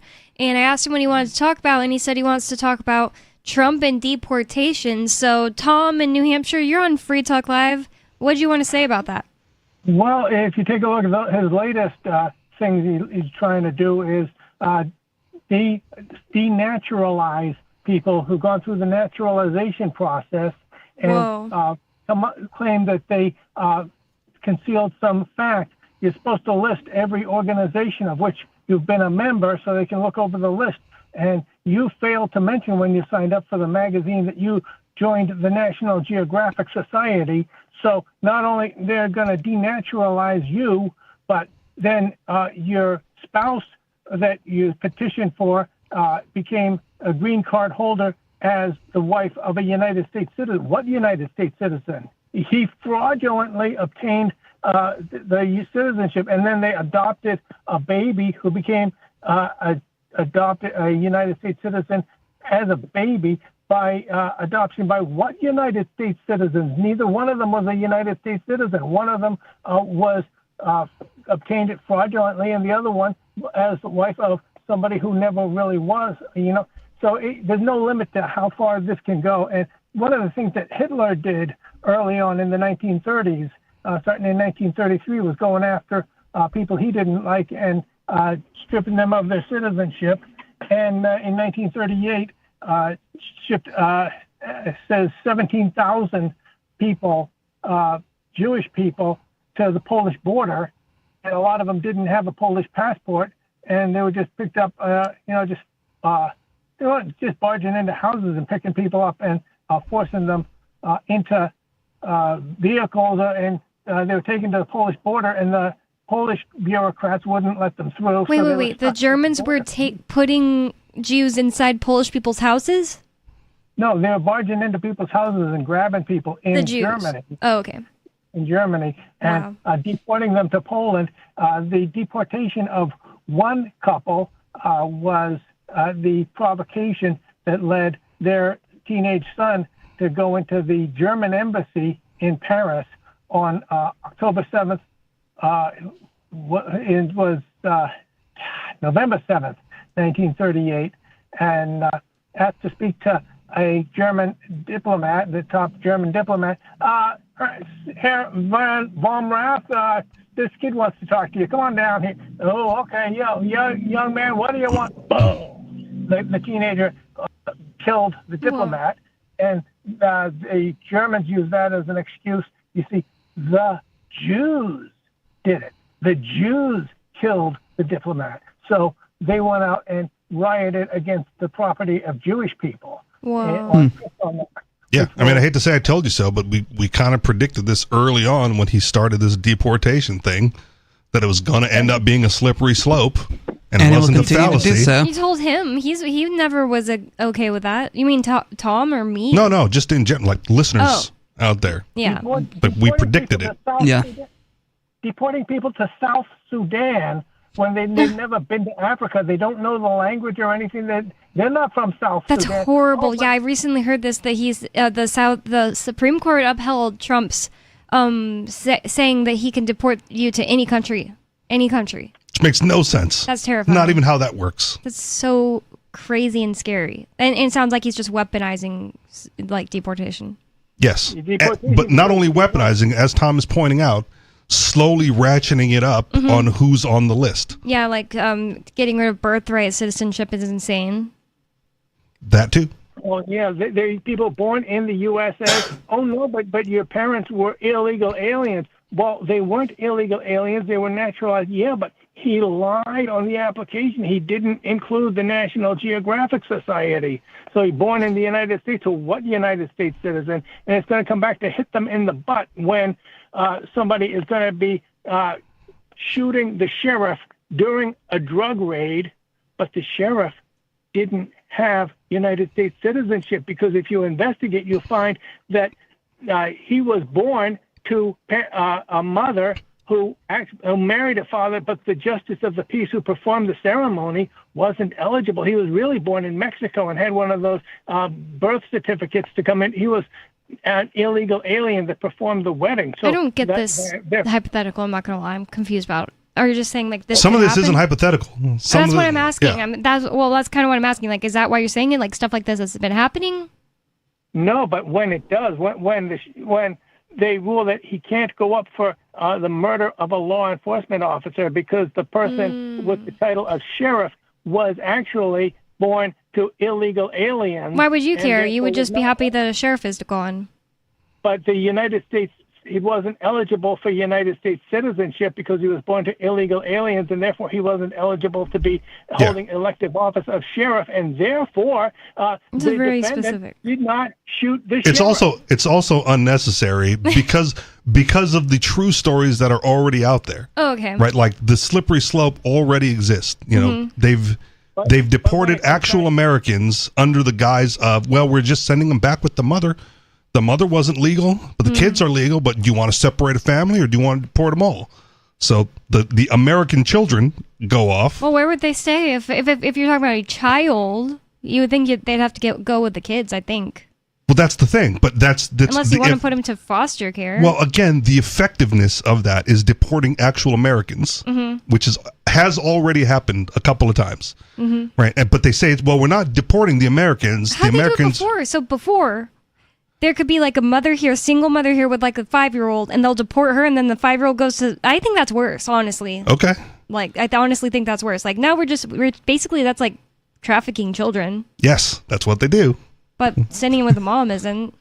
Also, yeah, fine. And I'm not saying like it's all fine and dandy to me. I'm simply like. There was one guy that was deported because he was born on an American military base, like out of the country. And they're like, well, that doesn't count anymore. What? So, bye. That's like tons of my friends growing up were like born in Germany. It's like, what? You were born in Germany? Yeah, my dad was in the military. Not anymore. Lived in Military City. And it's going to be interesting to see what's going to happen if, eventually Trump is getting down to the last few illegal immigrants. How are they going to determine how to get every last one of them out of here? I don't think he's going to They're going to pick up all the brown people.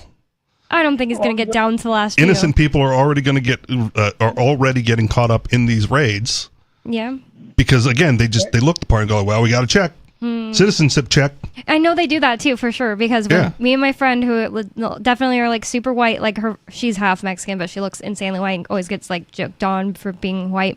And have American accents and stuff. We're going through that checkpoint in El Paso that was shut down during Biden. It's back during Trump. They were like, "Where are you heading?" She's like, "Texas," because she really had to pee. And they were just like, "Go on through." And it was just like they were just checking to see if we looked mean, brown. Accents. That seemed like what it was. We were already in Texas. We'd been in Texas for like an hour. To be clear.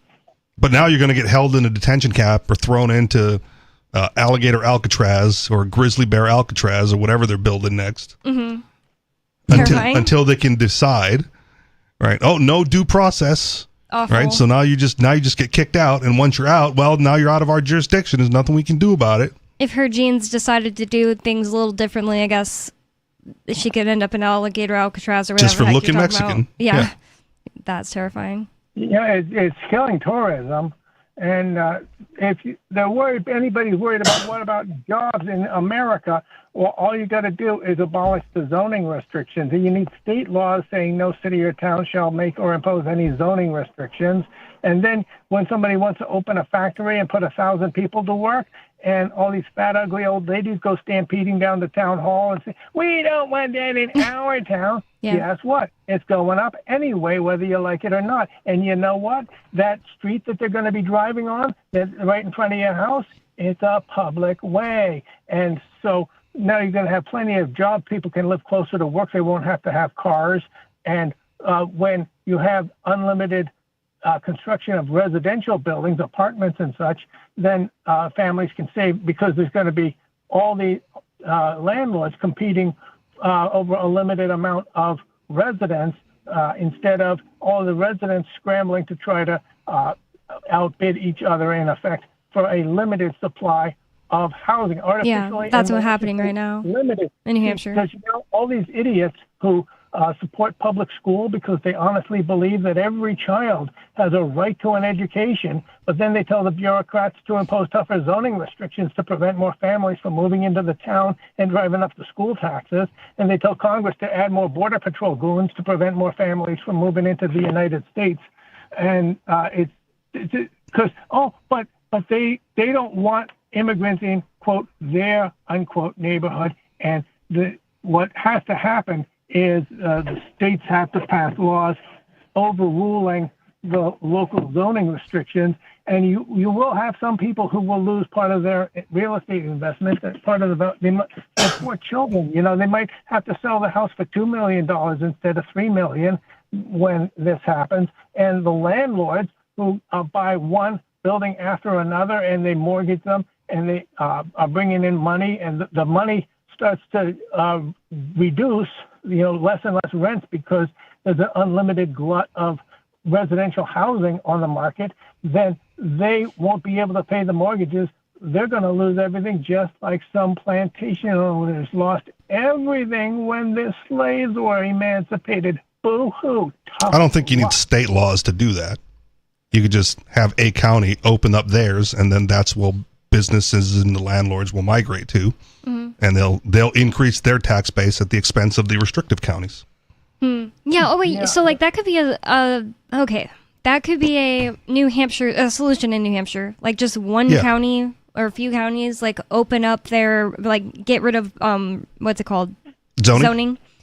Yeah, and like we deal with that first, see how it goes, and let all the like industry go there. One of the problems I've heard this from free staters in the past, and it sticks in my craw, is that they think that the state is the perfect size, right? Like, oh, we got to get rid of the federal government, but we can't get rid of the state government because then the counties will be doing all the stuff on their own, and you don't want to have different laws going from county to county, do you? So we need like the state to regulate the counties. I've never heard that. That's no. Some people would say that. I think we should get down to as individual as we can. Individual government is the best form of government. Well, convince your other free staters. Why wouldn't you want like if you don't like something, but somebody that lives in New Hampshire likes that thing, like okay, you move to whatever town, I don't know, Manchester, and I live in Keene, and you know why wouldn't you like that? So I would. Just to like straw man their argument, what have you guys heard of any good or like borderline cases where there's this thing like, oh well, they were gonna do this thing on like down the street from my house, and I wanted that to be stopped. Like obviously we know it's immoral, so even if you say yeah, ultimately it's immoral, is there like can you steel man their argument? Is what I meant to say. Did I say straw man? You said straw man. Sorry, can you steel man their argument? No, that's the steel man of their argument is that the counties will run amok, and you need the state to enforce, like to again homogenize things so that the counties aren't running amok. No, but give me like something that's like, well, what would I be like? No, this is too far. Well, you've lived in Texas, right? Yeah. So there are dry counties in Texas, right? Where you can't buy alcohol on Sunday, right? Well, if you have a state law that says, well, you're not allowed to make dry counties. To make dry counties. That's then silly. you can buy alcohol everywhere, right? Then you don't have to worry. Oh, if I'm in whatever county in Texas, am I going to be able to get my beer, or do I have to like go a county over? Right. Yeah, but like, okay, but for example, Tom, he's off the phones now, I just realized, but Tom wants it to make it to where the state can't say you can or can't do that. So like, basically, so the counties would be able to zone. Under the current paradigm, the counties would be able to zone however they deem appropriate at the county level. Yeah, but Tom specifically said the state should say no zoning. Right. Like so, enforce no zoning. Right. So the state will come along and say, well, the county, Merrimack County, you can't have zoning. You are now a no zone county, right? Because New Hampshire doesn't want zoning, right? And I'm saying you don't need to get the state involved because there are financial repercussions, right? How would Skeeter put it? Aggressive opportunity costs that you lose, and the natural selection would choose for counties that don't allow zoning, right? Because if you want to put up a business somewhere, wherever the land is cheap and they don't have zoning, well, that's where you're going to migrate to, right? And if you're like the no zone and you can have unlimited housing and unlimited businesses and they can be right next to each other, so people can, well, if that's where the business thinks there's going to be a profit, that's the county they're going to go to. Like the example he gave that was like, oh, well, somebody doesn't want a factory built on their street because those dirty workers will be driving by. Right. So they can go to the county that has zoning. Yeah. And you won't have a factory in that county. Yeah, but they're trying to say they shouldn't have to move, and I've never agreed with that, being a military brat. It's like some people just can't wrap their mind around having to move. Well, this is the thing with private property. Is like if you don't want to move, you have to buy sufficient land around your domicile to keep people off of it. And you can absolutely do that. If you can afford it. There's acreage up north that you can buy. You can buy, hundreds of acres. Yeah. And you can put your house smack dab in the middle of it. They'll say stuff like, yeah, but my family lived in this county near Manchester, New Hampshire, my whole, thousands of years or whatever. But they don't own the land. So, go buy the land around it. That's always the solution. This is why property needs to exist for peaceful societies. Because you don't get to say what other people do with their land. What you're saying actually makes sense, Richie Rich. Like, if you're so upset by someone building a factory and you're not willing to buy more land to stop that from happening, then maybe you have to deal with the factory. Because if the vast majority of people say, we actually want the factory here.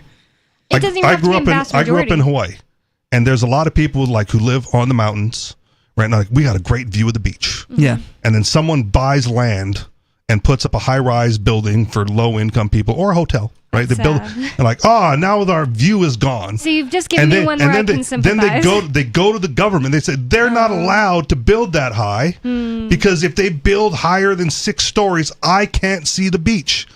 Well, if you want to see the beach, you got to buy all the land between your house and the beach, and then cut it all down and not let anything build in like you feel the view. Yeah. Right. That's the solution. Yeah. Like otherwise, you just take what you get because if you can't afford it, you don't get to see it. Not everyone gets to drive a Ferrari. Not everyone gets to have a house on the top of the hill that high rise doesn't obstruct the view. Yeah. Right. And you I'm get saying what I you can can afford. sympathize. Like that would be so sad, but I'm not saying I sympathize with them going to government. Just to be clear. Well, that's what they do. That's what everyone will do. That's what zoning would do. The people go like, I don't want a factory.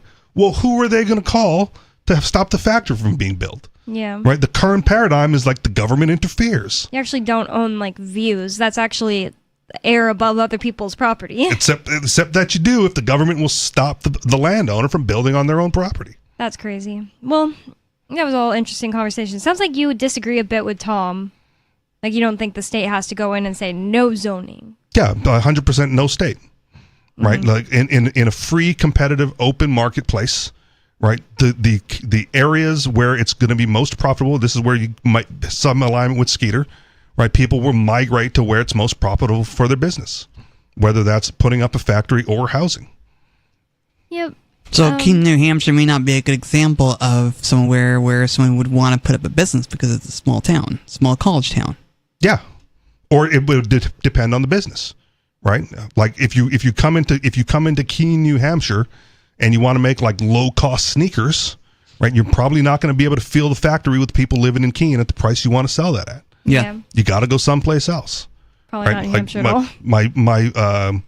My normal job, my day job, is it's partly my responsibility, but for a long time, we can't afford to hire people locally at the rate we want to pay for the labor.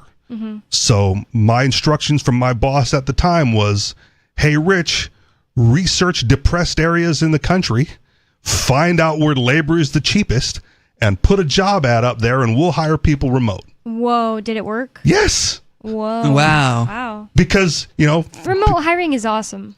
Right, but and it's it's telemarketing, so it's a phone job anyway, right? But like you go to an economically depressed area where $12 an hour is like, oh my gosh, I can't believe I'm making that much money. Yeah. You steal them away from whatever local job they were making at $7 or $8 an hour. They're happy, we're happy, and we don't have to pay $17 or $18 for someone local in New Hampshire. That's pretty cool. That's awesome. And I like that people aren't just like, well, we have to have people come into office. Like that's one good thing that came from COVID. Yeah. Well, I mean, the owner walked that back, and now we're only hiring locally, but like I can't fill the office. Why did you walk it back? I don't know the whole story, but apparently some federal laws were passed Whoa. that made it more difficult to be in compliance with remote employees. That's crappy. Right. So crappy. So the federal law stepped in and said like, no, you can, and like all of a sudden, no, we can't. So now you're not able to help give these people a job that's better than what they could do before, while also helping your company. That's so crappy. Right. I hate the feds. There you go. Well, that's the problem with federal government is they think they have the best solution for everything. They say, oh, we want to make sure everyone goes back to the office. How dare you work remote or work from home? We want to make sure everyone goes back to the office. But that would happen at the state level too if the states were telling the counties what's best for their county. Yeah. And that would happen at the county level with the counties telling the cities what's best for their cities. And I think the best option, of course, Richie Rich, as you pointed out, is let the individuals decide what they want. If they want remote work, let them have remote work. If it's profitable to build a factory in that area and you think you're going to get able-bodied people to staff that factory, right? Build the factory, but you're taking a risk. It's an economic investment. Even the level we've gotten to in this conversation hasn't gotten down to the individual really, because it's like, what if you live in a county and you get outvoted? Everybody in the whole county wants to go no zoning and you don't, or vice versa. Well, as you said, then Bonnie, you move to a county that doesn't have it. I really wish people didn't think like that. Like it's like impossible to imagine moving. And then at the county level, you were like, well, this is ridiculous. I shouldn't have to move. Like, let's eliminate the county government and make it a city thing. They always blame their kids too, and it's like 10 times easier to move as a kid. a million times easier to move as a kid. It feels like earth-shattering at the beginning, and then you're like, whoa, this is so fun, all this new stuff. It's because you haven't accumulated all that much junk yet. Well, also, it's just like your life just is easier to mend. It's like, it's harder to make friendships as an adult. It's so That's easy true. as a kid, like insanely easy. Unless you're a weird kid. Or dumb kid. No, I'm just kidding. I just honestly Or think, too smart amongst the dumb kids. yeah, I was just trying to be mean. Yeah, that's literally true. If you're too smart amongst the dumb kids, that can make it harder to make friends. But honestly, there's like groups of nerds too. Yeah. If you have good parents that help you make friends, that's another thing. Help you get into like classes with like where you'll make friends and not just be like, hey, figure it out, Timmy. Or be somewhere where your class is more than 8 people, right? Yeah. It's easier to find like 2 people you like in a class of 20 or 30 than it is a class of 8. I was telling my friend, or Angelo, the one that was on yesterday, my sister's boyfriend, it was literally just like traumatizing to go to the school I went to that had 8 kids in my class from the school I had before with 800 kids in my class, and I liked hundreds of them. I literally liked hundreds. I didn't hate going to school in Texas. All right. I just felt like you were referencing me, right? A little bit, because I know like you had a class of 8. Right? It's hard to make a lot of friends when you're only surrounded by 8 people. Yeah, I would tell the guidance counselor, I'd be like, it's just that like they're from this small town and they don't really understand, they don't think of the world like I do. I can't relate with them at all, and they think all this stuff is cool or funny that I don't like, or like I'm like grown up past that. Like they kind of think like middle schoolers, and my guidance counselor told me basically I was full of myself. And I remember in early elementary school, I never had a lot of friends, but I'd go hang out in like the maintenance shed with the maintenance guys. Like, I don't want to hang out with those kids. That's cool if they'd let you. They did. Like bring some snacks. They had a TV in the sheds. Just watch whatever they were watching during recess or whatever. That's awesome. Hilarious. Yeah. I feel like a lot of schools would be like, hey, you're not allowed to hang out with adults like that. In high school, a friend of mine was friends with the instructor, whatever, that ran the theater. So we would just go hang out like in the theater during our free period. Wow. Free Talk Live is what you've been listening to, and you can call 603-283-6160 to bring something you want to talk about up like Tom did. 603-283-6160. More Free Talk Live coming up. Thanks for the call, Tom.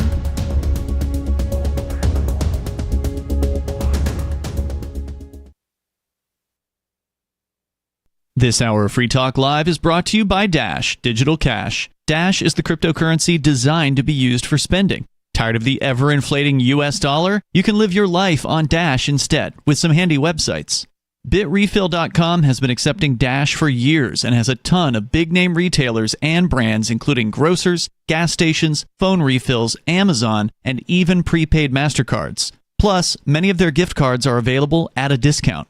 But what about paying your bills? Spritz.finance can do that, and they can send dollars to your bank account in case you still need those for some reason. Dash is one of the oldest cryptocurrencies and is widely available on exchanges, including the decentralized Maya protocol, and in multi-crypto wallets. It's easy to get and use Dash. Start by learning more at Dash.org. Thanks to the Dash DAO for sending us 32 Dash per month to promote Dash on the air. Visit Dash.org to learn about Dash. Dash.org. Protection. Eleutheromania. The insatiable desire for freedom.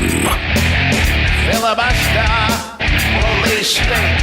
It's the new 3-song heavy metal EP from Captain Kickass.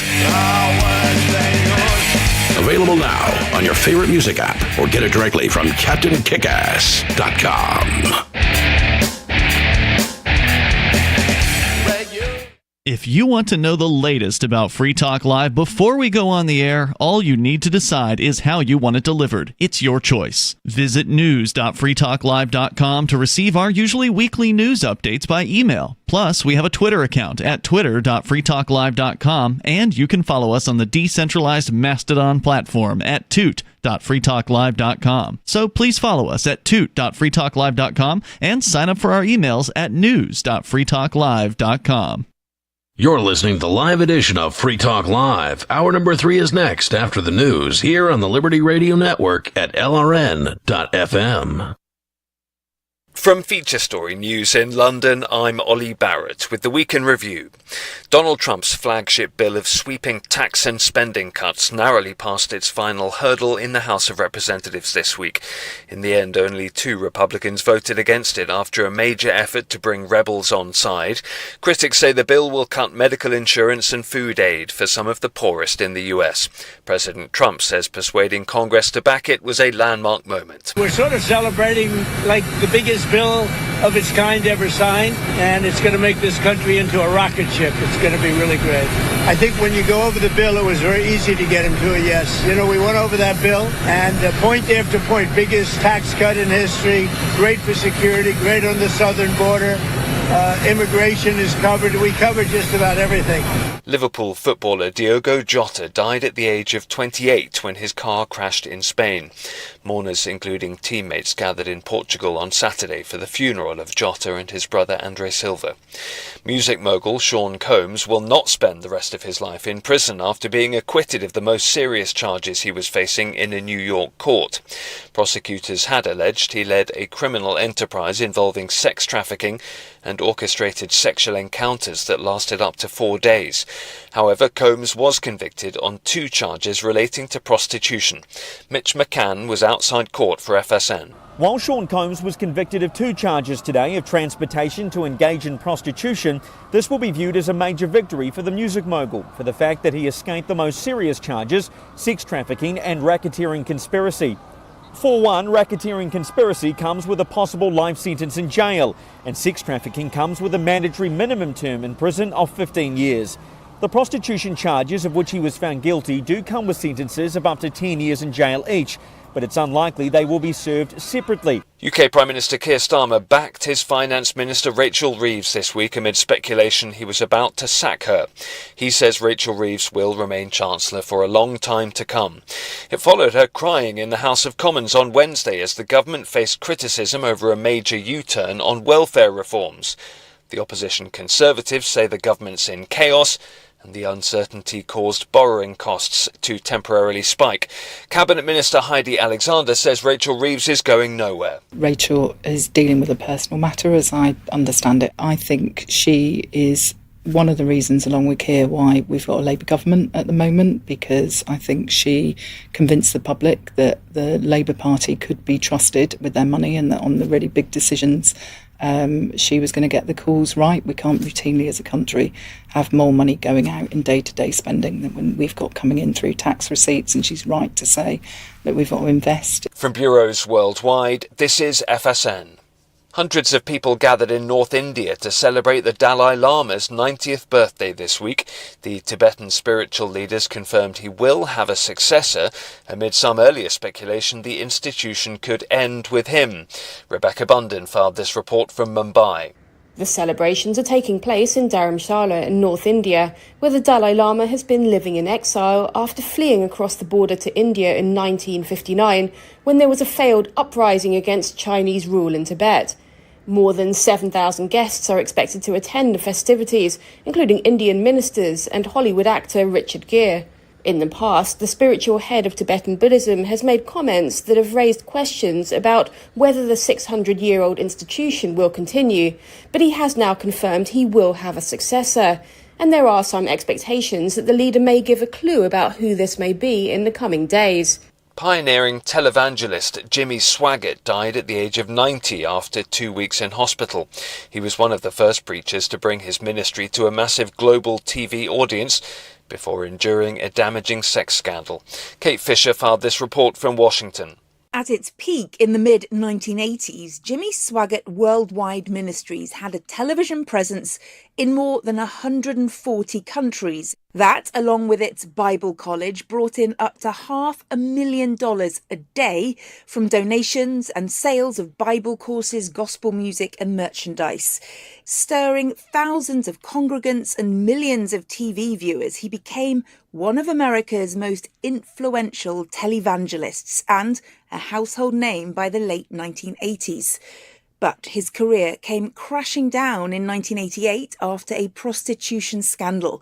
He continued preaching for decades, but with a reduced audience. That's the Week in Review from FSN London. I'm Ollie Barrett reporting. Shortly after beginning his first date with area woman Pauline Geary, smitten local man Brad Holtman told Onion reporters he couldn't believe that the woman was also a fan of the 1960s British rock band, the Beatles. We were just talking about music, and she mentioned that she liked the Beatles, which is crazy because I love the Beatles, actually. Yeah, funny thing is, I was not really even looking forward to the date. I figured we get a drink or whatever, but it's turning out a lot cooler than I thought it was going to. I mean, she's just such a huge fan. She knows all the Beatles names. She even owns some of their albums. I've been a Beatles fan since like 6th or 7th grade, so I don't want to get too excited and jump into something. So I think I'm going to ask her if she's ever seen The Godfather, which is probably my top 5 movies of all time.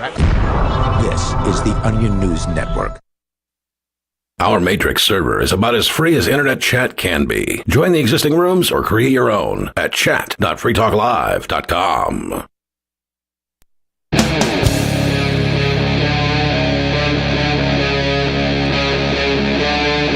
Free Talk Live.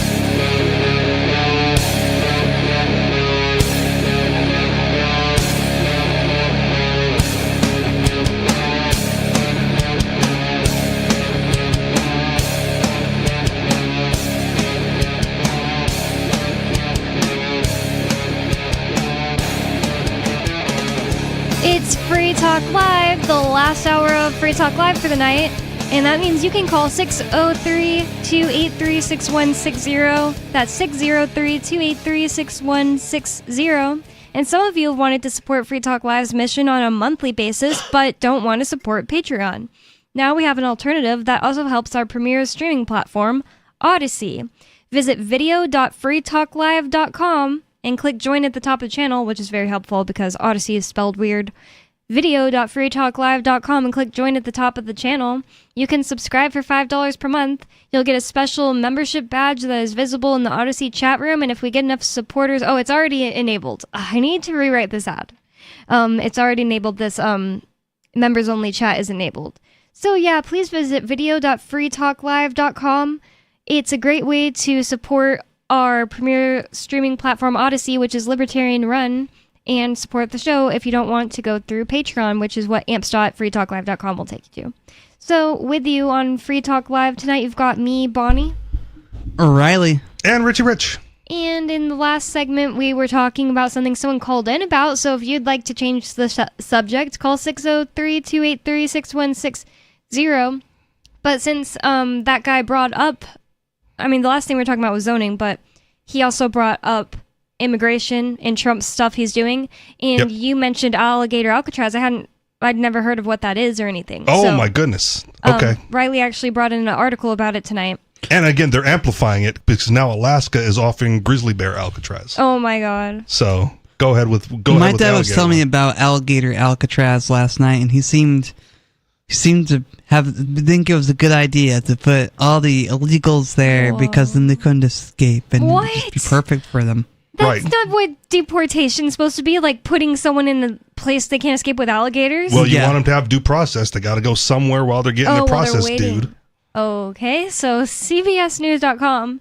Democratic lawmakers denied entry to Alligator Alcatraz immigration detention site, meaning some lawmakers, which they're supposed to be able to go and like audit these detention places like prisons. Maybe it's different because this is like categorized different. It's not a prison. It's probably worse than a prison. Well, it's an immigration detention site. Maybe they're calling it something different. We'll see if the article has the description.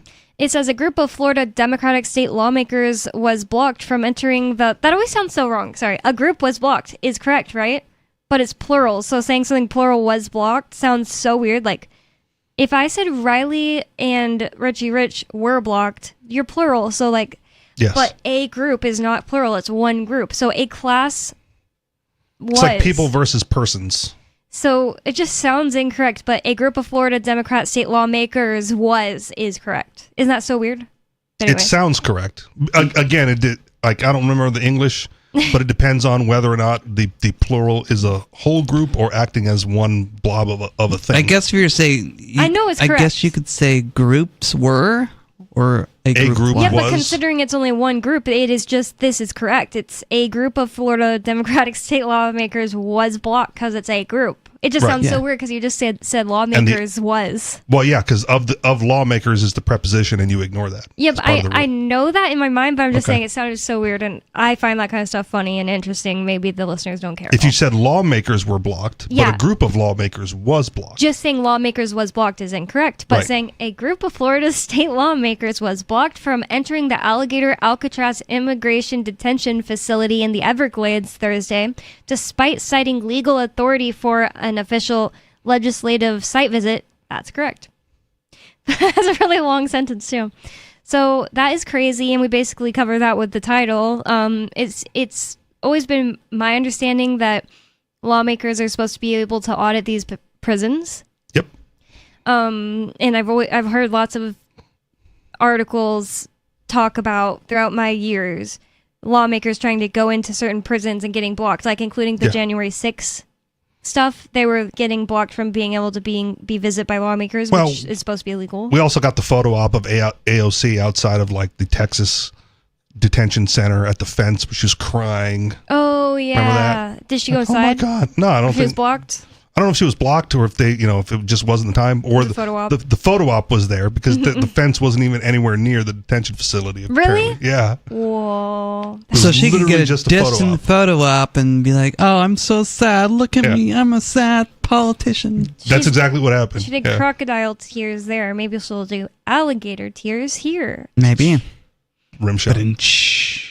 Florida Democratic Party Chair Nikki Fried issued a statement following the incident saying lawmakers on the ground were just blocked from entering a state-funded detention site because of so-called safety concerns. Yep, I mean, like, now it's happening to you. For your safety. What happens to normal people all the time? You don't get to film the cops today because of safety concerns. Maybe you should law make away from safety trumps everything, and everything gets to get torn away as soon as the word safety is brought up, like, Trump gets executive powers. Emergency powers and for the safety of Americans, I need to have all the powers. I would be shocked if Florida doesn't have emergency powers. I once told a cop that if he was concerned about his safety, he wouldn't be pulling strangers over in the middle of the night. That's a good point. If you're so concerned, just leave people alone, brother. You'll Otherwise, they might, press a few buttons. Yeah. They might pull a few triggers. Oh my God. Yep. That's true, though. He shined the flashlight in. I had a little pen flashlight. I shined it back at him. That's awesome. That's so funny. It says, she continues, "This is a taxpayer-funded facility run by the state of Florida. Our elected officials have every legal right to walk through those gates." Fried added, "What are Ron DeSantis and his administration trying to hide? If it's unsafe for lawmakers to visit, how safe is it for anyone inside?" That's a little true. That's a good point. Is it the alligators? No, not in. Well, it's surrounded by gators because of the Everglades. Are they inside and that's the safety? Yeah, so they're inside the facility, and if they try to escape, they have to go through alligator-infested Everglades to get away. That's and that's the deterrent. That's so terrifying. It says, I want to see those lawmakers get arrested. Why? Right? Because again, it's like not the way you're thinking, but as like an activist thing, right? I have a legal right to go in. I'm just going to keep walking in this direction. And if you physically stop me, you're going to have to physically remove me and physically arrest me, and then I'm going to sue you. That'd be cool. Right? She'd go that far. Well, they should. I mean, if it's more than a photo op and they're really sincere about this, that's true. Right? How many activists just keep going, or they sit on the ground and like you got to carry them away. Right? What photo op would that be if Florida state representative gets carried out of alligator facility when she has a legal right to be there, and then challenges it in their own court system? Yeah, has a court date, like she's challenging it. I have a legal right to be there. They were physically removed. I don't think they're going to go that far, though, unfortunately. Well, but they should. I agree. They definitely should. If they're representing the people. She's probably thinking about what she's going to eat for dinner that night, and she could possibly spend a night in jail. Whatever. So, ahead of the attempted site visit, and also, did they call ahead or not? Maybe they're not really trying here. Yeah, you shouldn't have to. Yeah, that's true. Ahead of the attempted site visit, the Democratic lawmaker said, because what if it is something like, oh, it's a scheduled thing that happens every week, and you can't.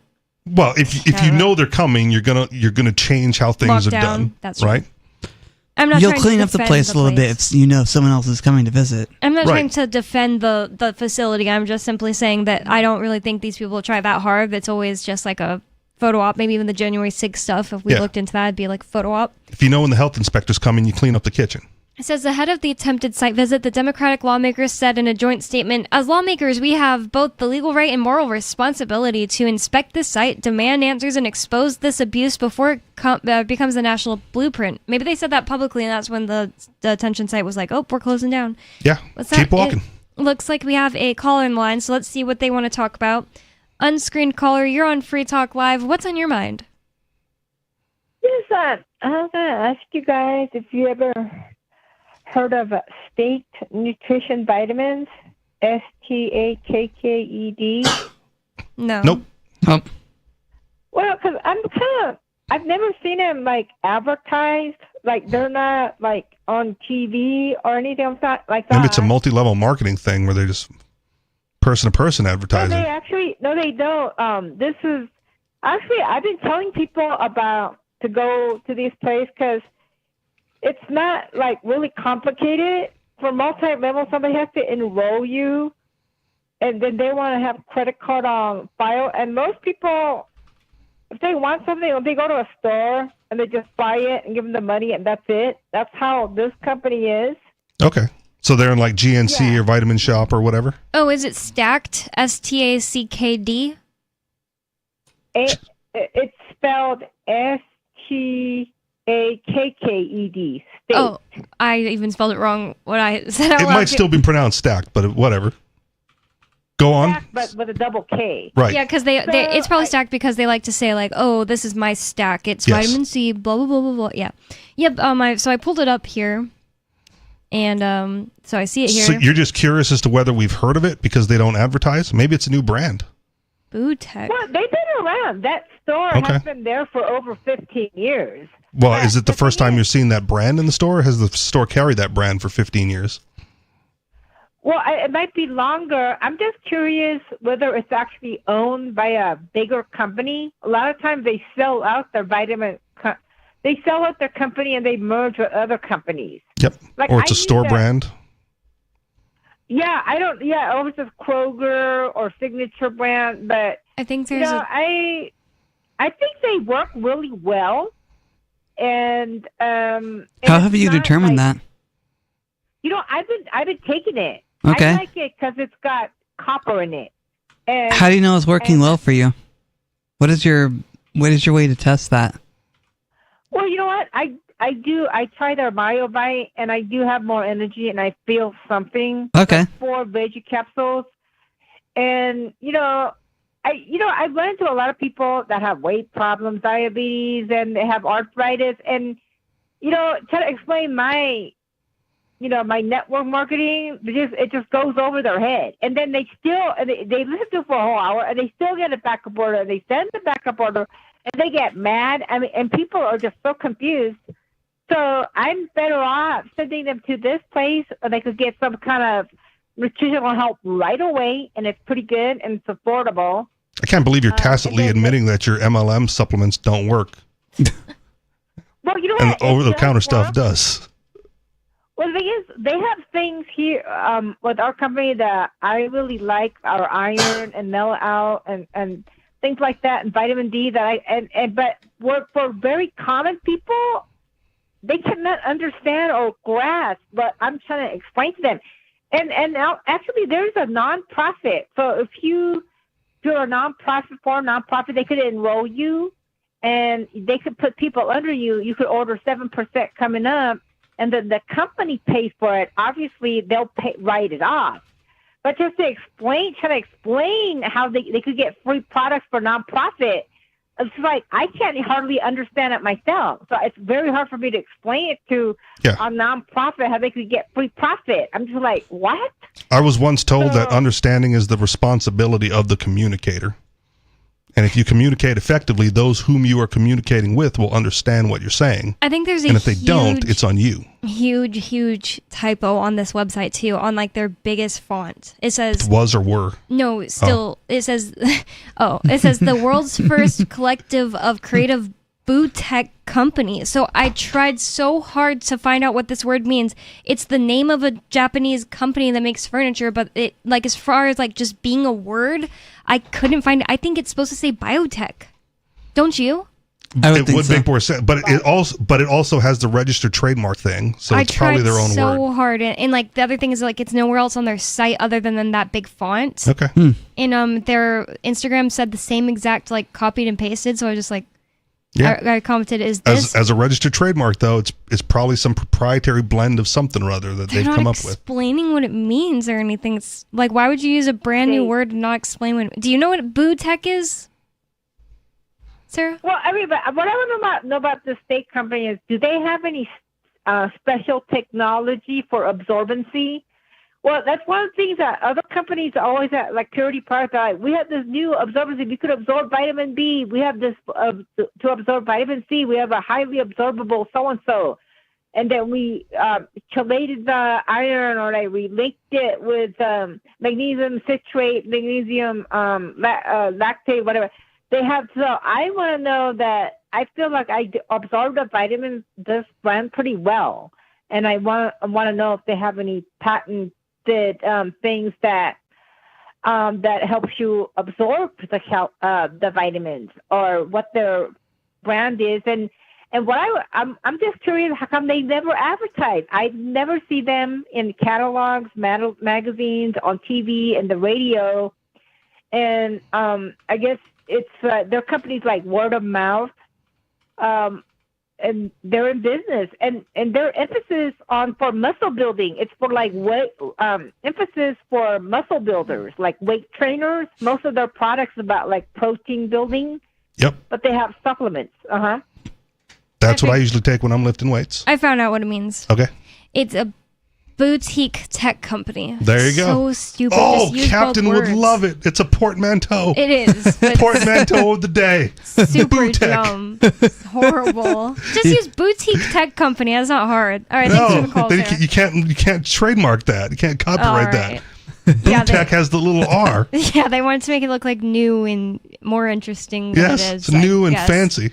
That is ridiculous. All that did was make it look worse, in my opinion, for like 5 whole minutes. I thought, whoa, there's a major typo. How'd they miss that? You know? Yep. I was like, I can't. And copy to Instagram. What I had to do was think that up myself, then Google, does bootech mean by boutique tech company? I had to figure that out myself, and then Google said, yeah. So stupid. But just just searching bootech didn't come up with that. It was just telling me that it's a Japanese furniture store. Yep. All right, anyways. I don't know. I don't have much to say about the company stacked to I don't either. Sarah. I'm just, the supplement world is an interesting place. A lot of competing companies out there saying X, Y, or Z, so. Selling all the same stuff. At PorkFest, man, I have to say, a lot of listeners know I don't drink. Okay. At PorkFest, person who's sometimes a host, Frank Staples, he was selling this turmeric and pepper extract that he buys the ingredients for and makes and puts in little bottles. Okay. And he was like, yeah, it's supposed to be really good for like putting in alcohol, and then it like blocks your liver from creating this like enzyme your liver wants to create when you drink alcohol, and then you feel better when you're drinking, which so it's a hangover cure? Probably something you don't want to do all the time, but he was saying more than that. That's the only reason it interested me. I'm like, there's a million hangover cures. He was saying while you're drinking, you'll feel better. That interested me because I've believed I'm like allergic to alcohol for a long time. Some people might know from listening. And seems counterproductive. I decided, like the whole point of drinking is like, I don't want to feel good right now. No, but it's like I feel nasty. Like I feel like I'm hungover 10 minutes after I start drinking. I don't get the good feeling anymore. It's poison. Okay, it's I get it. It's like a small amount of poison. I don't want to like be able to drink all the time, but I wanted to test it out. Like I was interested, and so I would drink like a punch made with all different alcohols, 3 different days in a row. Yeah. So 2 days in a row, I'm like, wow, I feel amazing. I've like had enough alcohol that like normally I'd be like kind of drunk right now and feel horrible. Like both those two things, even separately, like kind of drunk right now, which I wasn't, and feel horrible, which I wasn't. I felt like nice. And day 3, Colin was the one making this punch. I felt horrible, like just as soon as I would, in the same way I usually would. And I asked him, I was like, you put that like turmeric stuff of Frank's in this again, right? And he said, yeah, but I put way less in because it didn't go with the flavor. I was like, well, it doesn't work. You have to put more in. Like, I can't believe that was like tested blindly. It really was. It really works. So like, it's not like I'm like, oh, all of it is bull crap and it's all fake or anything like that. It's just like, they're all going to make claims. You got to test it on yourself. But if you want to drink and not get drunk and you like pay money for the alcohol and then pay money for the supplement, you might as well just like not drink. It feels like, I felt good, maybe even like somewhat drunk, but not like disgustingly drunk, like, oh, I can't control myself, it's gonna be embarrassing tomorrow or anything like that, and not nasty feeling. Like, I hate the feeling I get when I drink now. It's like, I skip over tipsy, I go into feeling pretty drunk and like a bit hungover all at once. It's horrible. It's because you're tiny. Yeah, but no, when I was like 19, I would drink and feel normal and just like would be able to, it's because you had a tolerance built up. Maybe, I don't know. It just suddenly hit me like out of nowhere, like 24 years old. I was like, wow, I can't even handle alcohol anymore. Yeah. And but that doesn't mean I want to go into like drinking all the time now. Like, I have no interest. Like, I'm not going to just continue drinking. Porkfest is over, so I'm pretty sure I just won't drink again until maybe next Porkfest. I don't know. I thought that was pretty interesting. Maybe I'll drink on Colin's birthday. We're going to be going to Scotland. Oh. We're going to the Scottish Highland Festival, Riley. That'll be fun. Remember I was telling you that's right. Birthday. And there'll be plenty of drinking there. Now we've doxed everyone's birthday this. I actually learned Richard, I won't say Don't say it. I won't. Otherwise you get into the house. That's just like a weird coincidence. I learned your birthday for the first time today. And then I also, allegedly, and it was a very rough day. Doxed all the other hosts' birthdays. Anyways, thanks for the call, Sarah. We were talking before Sarah called about this alligator Alcatraz. So I don't want to just hear about this. Yeah, they didn't let the person in. I want to hear more about alligator Alcatraz. So it says the first group of detainees arrived at the facility, according to a spokesperson for Florida Attorney General James Uthmire. Horrible name. Sorry. Detainees began arriving last night. His name made Bonnie almost puke. No, I just tried to kind of burped, but I didn't want to do it into the mic, so I moved out of the way. Yeah, well played. So he says very professional. Detainees began arriving last night. Under President Trump's leadership, we are working at turbo speed on cost-effective and innovative ways to deliver on the American people's mandate. Is that faster or slower than warp speed? Turbo speed? He had Operation Warp Speed to get the COVID vaccine out there. Yeah. Now we're operating at turbo speed. I don't know if that's an improvement or not. Both are bad. Okay. In this context, towards the direction they're going. Any speed of government is a bad speed. Yeah, that's a good point. How about reverse? Well, that would be even better. Speed. It's a direction? That's a direction, okay. Yeah. So it says speed in reverse. They said they're trying to deliver on the American people's mandate for mass deportations. And I really think it's like crazy and unfair to make this idea that like when a president is elected, there's a mandate, even if it's something they said that they want to do. First of all, more than 50% of people didn't vote for President Trump, because there's the people who didn't vote at all, people who voted third party, and the people who voted for Harris. And if you look at, I heard the mandate thing, and I looked at the results of past elections, and this one was relatively close compared to actual mandates of the past. What's that? As far as like the vast majority of people vote, right? Like I forget which one, like maybe Reagan election, and he got like over 400 electoral votes, right? And all the states but one, right? And I go, the vast majority, that's a mandate. Wow. Right, like the other guy was so bad that this was it. Who even ran against him? Do you know? I don't remember, but look it up. You can look up the results. But Trump's was way too close. Yeah. 603-283-6160 is the phone number. That's 603-283-6160. Bring up whatever is on your mind to talk about with us on Free Talk Live. More coming up.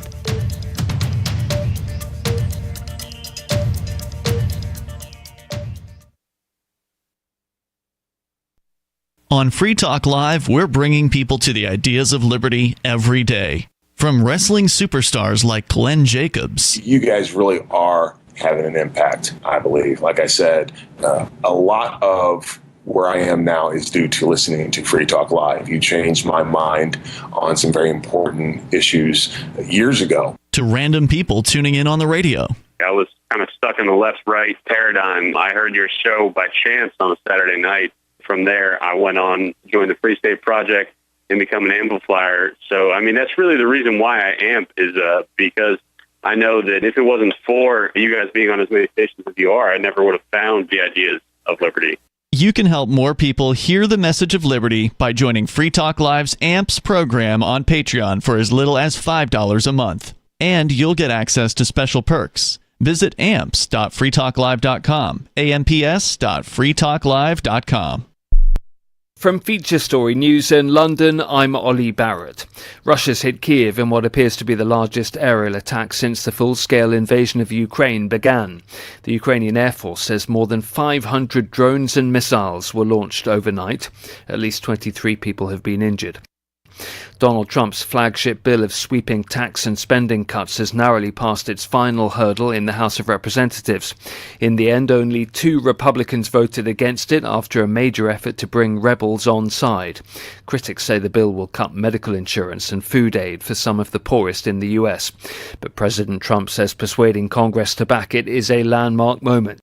We're sort of celebrating like the biggest bill of its kind ever signed, and it's going to make this country into a rocket ship. It's going to be really great. I think when you go over the bill, it was very easy to get him to a yes. You know, we went over that bill, and point after point, biggest tax cut in history, great for security, great on the southern border. Immigration is covered. We covered just about everything. More than 60 people have been killed in the past 2 weeks following torrential rains in India's Himachal Pradesh. India's meteorological departments issued heavy rain alerts across the Himalayan region till the 7th of July. Sriyoshi Mukherjee has more. Hundreds of houses and properties worth millions of dollars have been damaged after continuous rain and cloudbursts over the northern state of Himachal Pradesh. Major arterial roads across the state are blocked due to landslides, and essential services like electricity and water supply have also been severely disrupted. The State Emergency Operations Center has set up relief camps, and the Indian Air Force has been airdropping food packets to those impacted by the flash floods and heavy rains. Officials say the primary focus is on search and rescue, as many are still feared to be missing. They say a detailed assessment of the damage across the state will take time due to the magnitude of the devastation. Tens of thousands of Oasis fans are in Cardiff as the band kicks off its much-anticipated reunion tour. Like, I'm 52 now, so I remember buying Definitely Maybe when it first came out in like 94, so massive fans. Yeah, last time I seen them was 20 years ago in Manchester, and we've come over from the Isle of Man from this, so definitely big fans. The last time the Gallagher brothers were on stage together was in 2009. The gig at the Principality Stadium will be the first of 41 shows around the world for the Britpop rockers. Phil Howes was among those at the group's first major performance at Cardiff University's Student Union in 1994. You could tell they were all amazing, which is quite rare for the first time you'd heard a song. Something about them really resonated, and even though they looked pretty ordinary, they had a swagger that was quite incredible, and just the attitude, pretty powerful stuff. From bureaus worldwide, this is FSN. You can stick it to the man and big tech. Join our FTL social mastodon at social.freetalklive.com.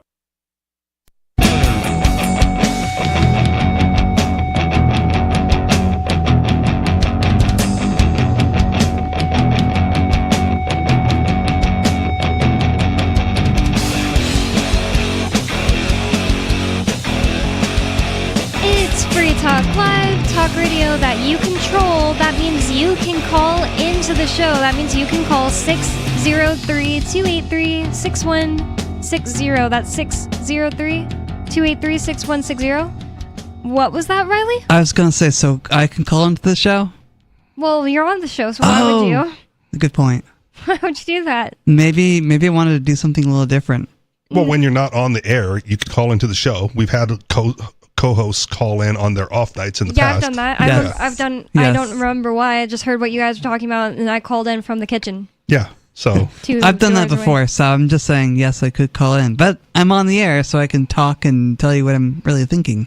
Well, anyway, anyone can, and that's why we have a caller on the line. I've just got to mention, though, I'm looking at these pictures from inside Alligator Alcatraz, and it's just creeping me out to think of being in a cage like this just for being a human. It's a literal cage. Literally, like it actually is a chain link fence cage with bunk beds. There you go.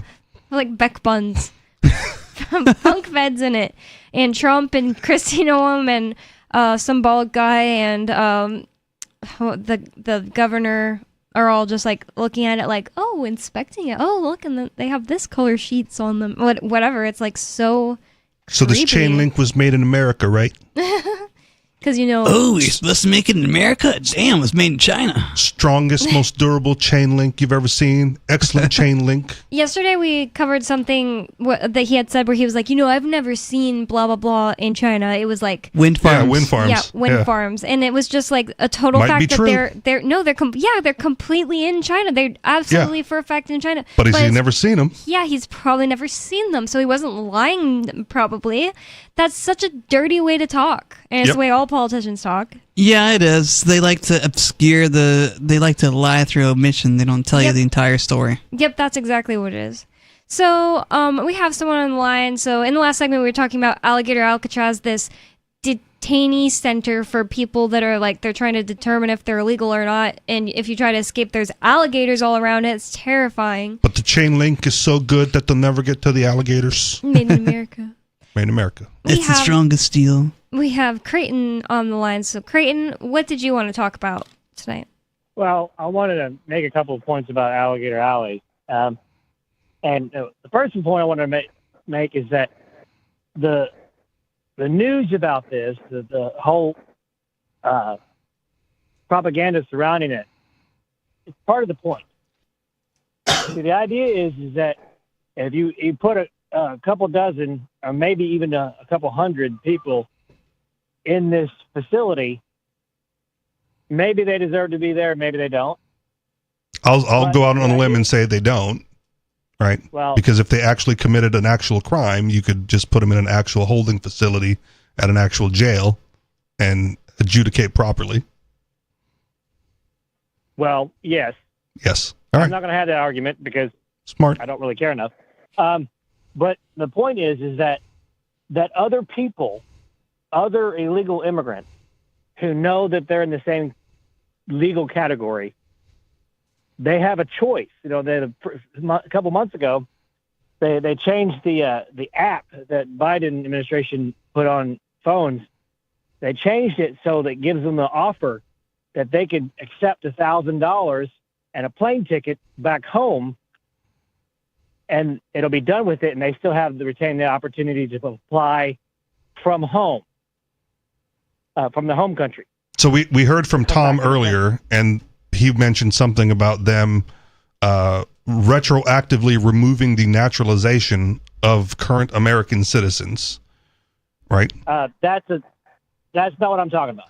I know that's not what you're talking about, but those are the people that are going to end up in Alligator Alcatraz, right? And where are they going to go? Where are you going to give them $1,000 and a plane ticket to go to?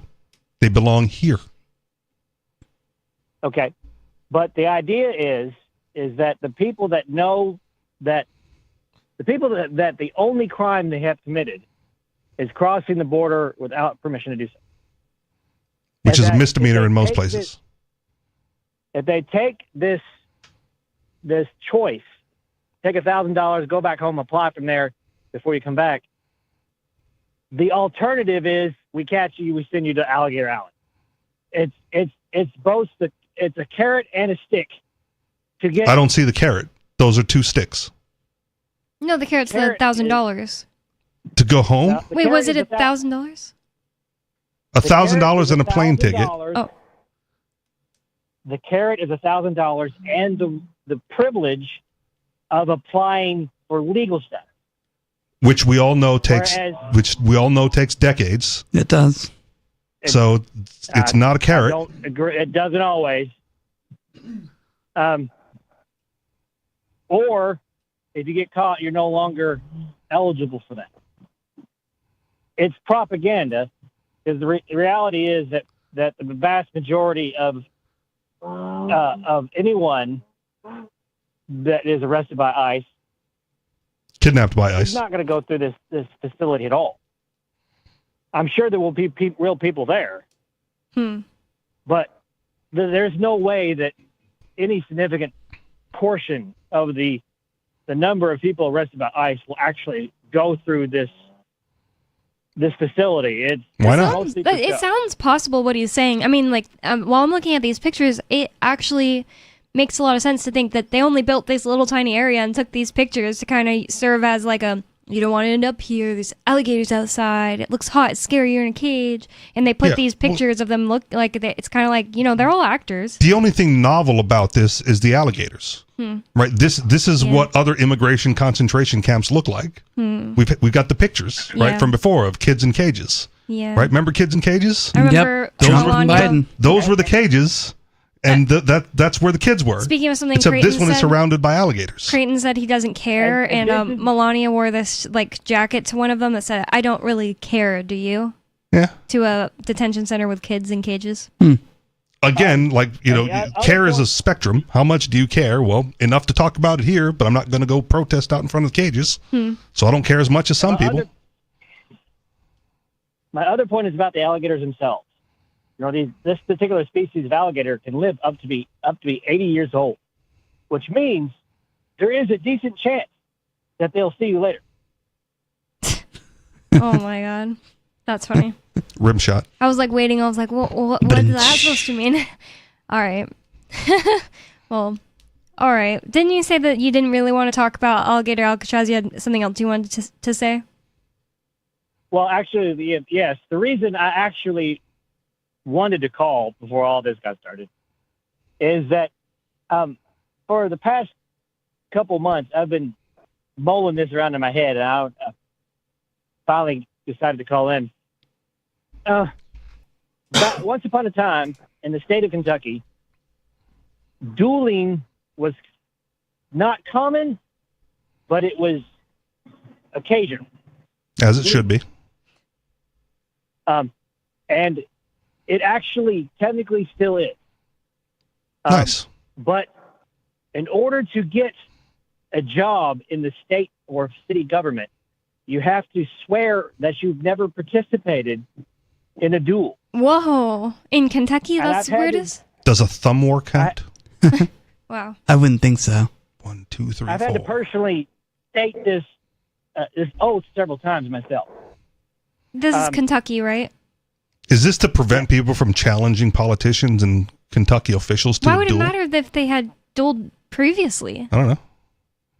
The proclivity to say yes to the challenge? The idea being is that we don't want people who are inclined to duel to run toward violence to participate. Because in 1806, a man named Dickinson and a man named Andrew Jackson got into a duel on the Green River, Kentucky. This was following a 6-month argument that started because Dickinson refused to pay a horse racing bet and eventually insulted Andrew Jackson's wife by implying that she was an adulteress. Whoa.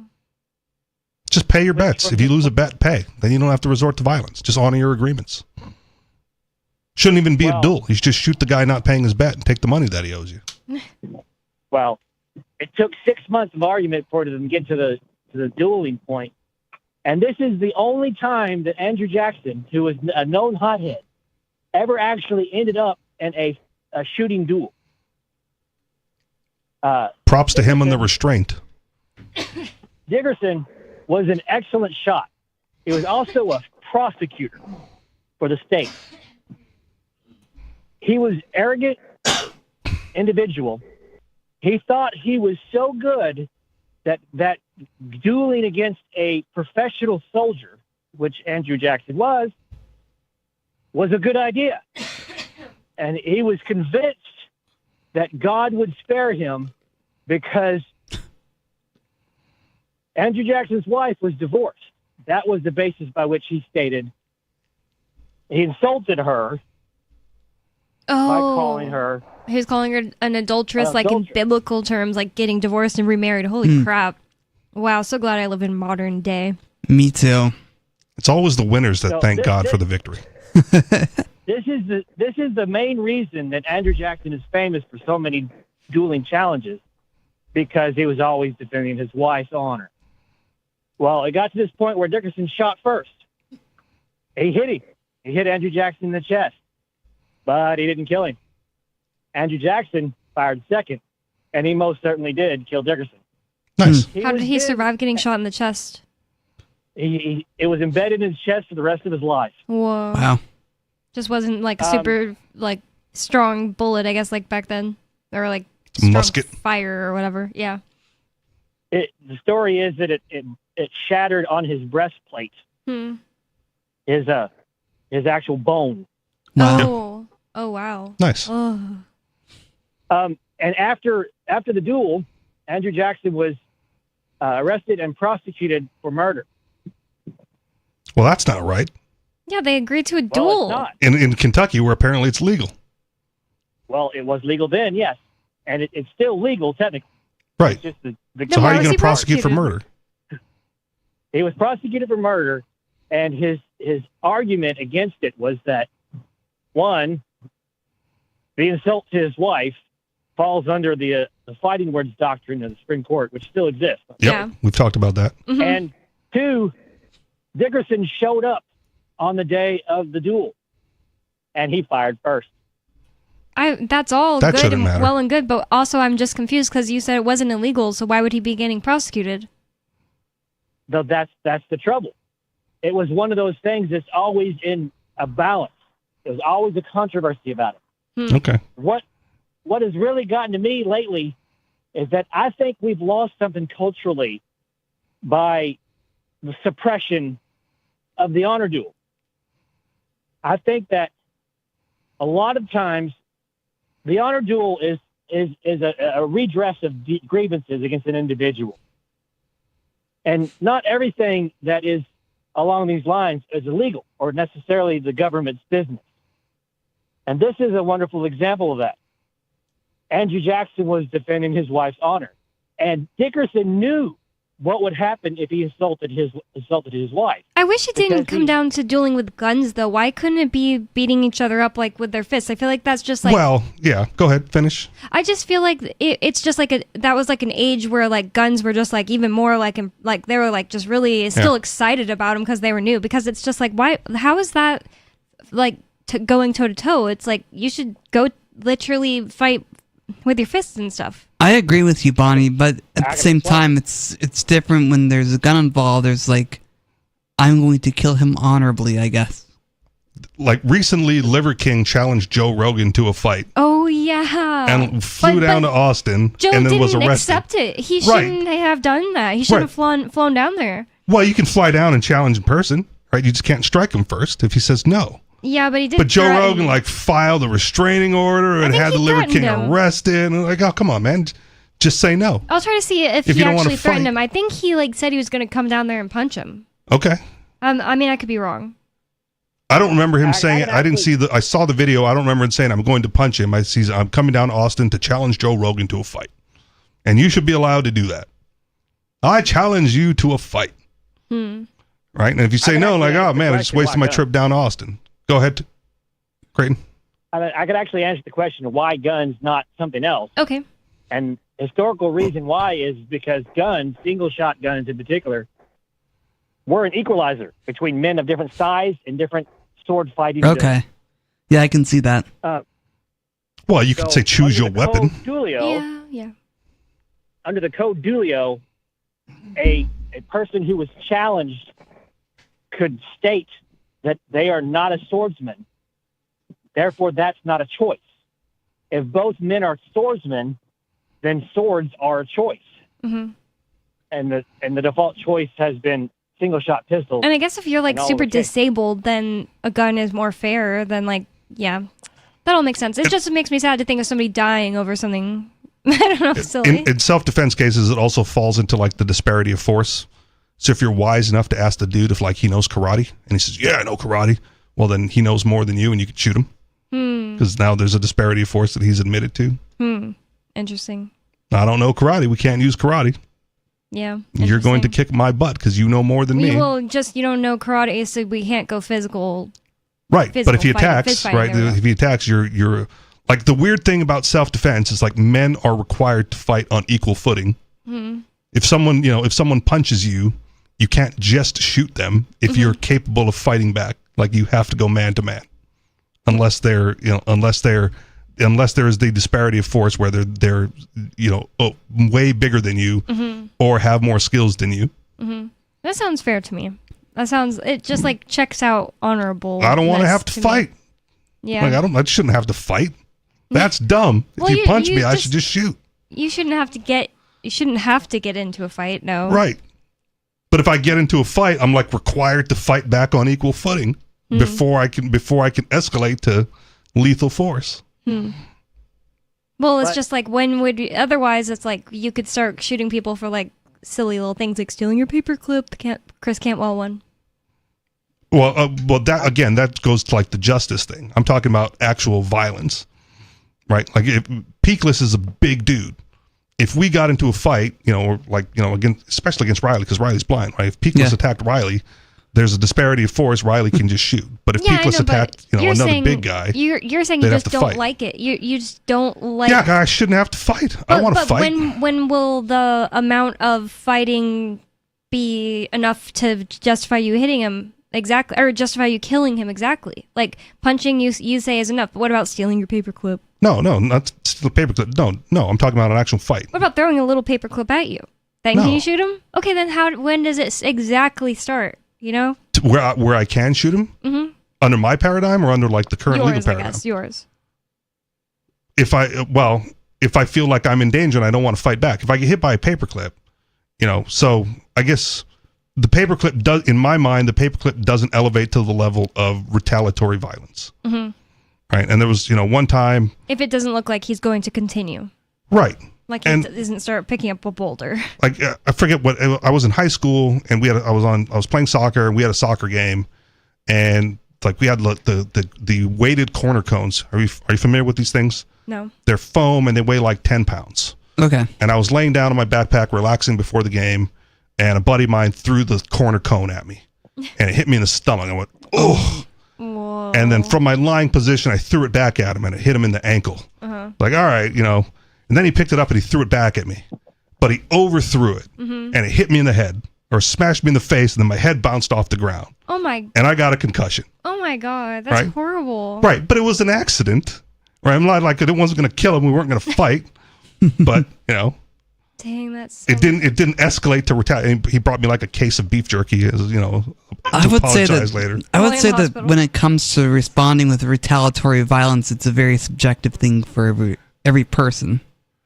Right. Yeah. But if I'm feeling like legitimately attacked, I shouldn't have to put up fisticuffs to defend myself. Yeah.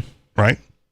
If you threw a paperclip at me, well, I don't really feel physically attacked, but if you take a swing at me, right? And my first move should be to like take a step back and draw. Yeah, maybe draw but not shoot. Well, like give them an opportunity to stop. Yeah, but if you draw, if you draw, you have to have the intention to shoot. You're not allowed to draw to brandish. That doesn't count either. I think it's more honorable to point it at someone and tell them they have to leave. Yeah, that's fine. But if you're not ready to shoot, then you just escalated it beyond your control. Because if they continue attacking, you can be ready. Yeah, if they. Oh, okay. I guess that is a thing people say that like they can run at you. At that point, quicker than you imagine. Yeah. Do the test. All right. I don't know. I'm definitely not an expert. Just kind of talking out loud here. I'm just saying I don't want to fight. Like I have a gun for a reason. If you attack me, I don't want to have to fight. I just want to shoot and be done with it. So what's on, not what's on your mind, but do you have anything else to say about it, Creighton? Yeah, I brought all that up because I wanted to make the point. I think we, as a society, we've lost something. We've lost a social deterrent to misbehavior.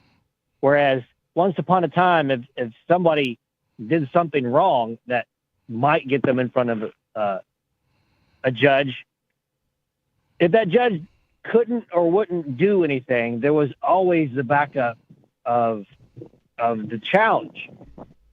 And the Code Dulio, as it was written, was specifically designed to reduce the odds of getting to the duel. Like there was a certain amount of time period that had to occur. You had to go so many Sabbaths. Both your second and your minister was expected to discuss it with you. See if the anger was real. You couldn't do it the same day. You certainly couldn't do it the same day. And there are like several steps where an apology could be expected that could end it. And this is why Andrew Jackson, who challenged about 50 times, this is the only time it actually went to shooting. But in our modern world, I look around and see all this ridiculousness, and I'm starting to think that we don't know what we lost by walking away from that concept of an honorable citizen.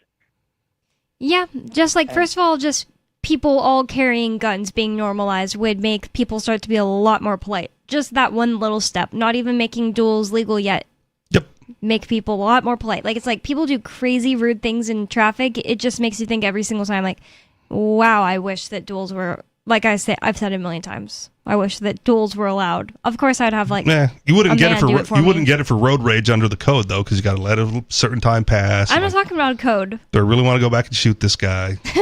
Probably, but I guess I won't.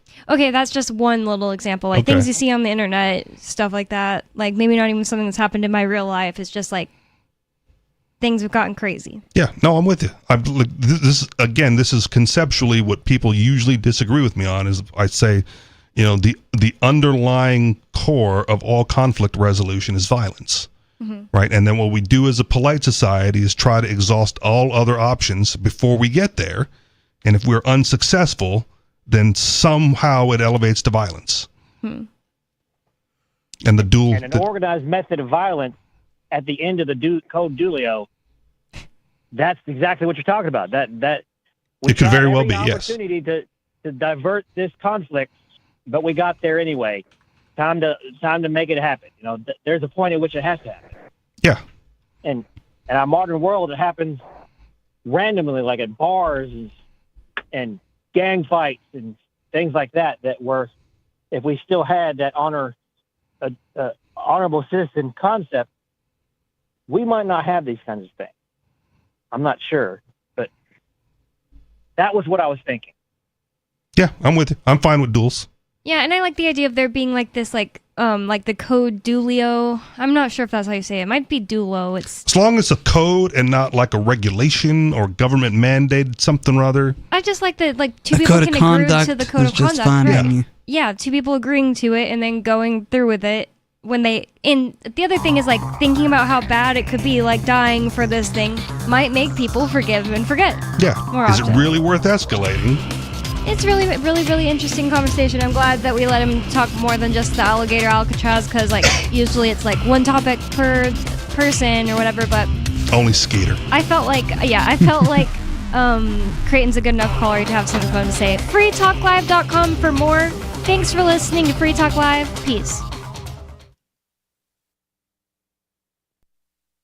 Join liberty-minded voluntarists, anarchists, and libertarians from June 13th through the 16th for the 8th annual Fork Fest at Rogers Campground in the beautiful White Mountains of New Hampshire.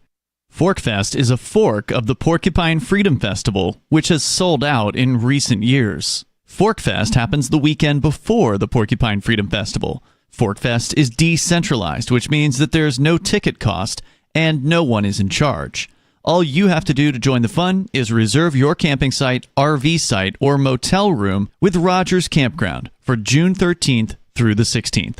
You can find out more at the unofficial website, forkfest.party. You can also connect with other attendees on the Forkfest Telegram and Matrix chat rooms, as well as the Forkfest forum.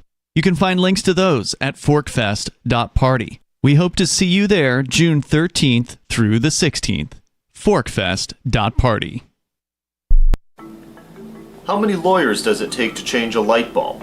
None. They'd rather keep their clients in the dark.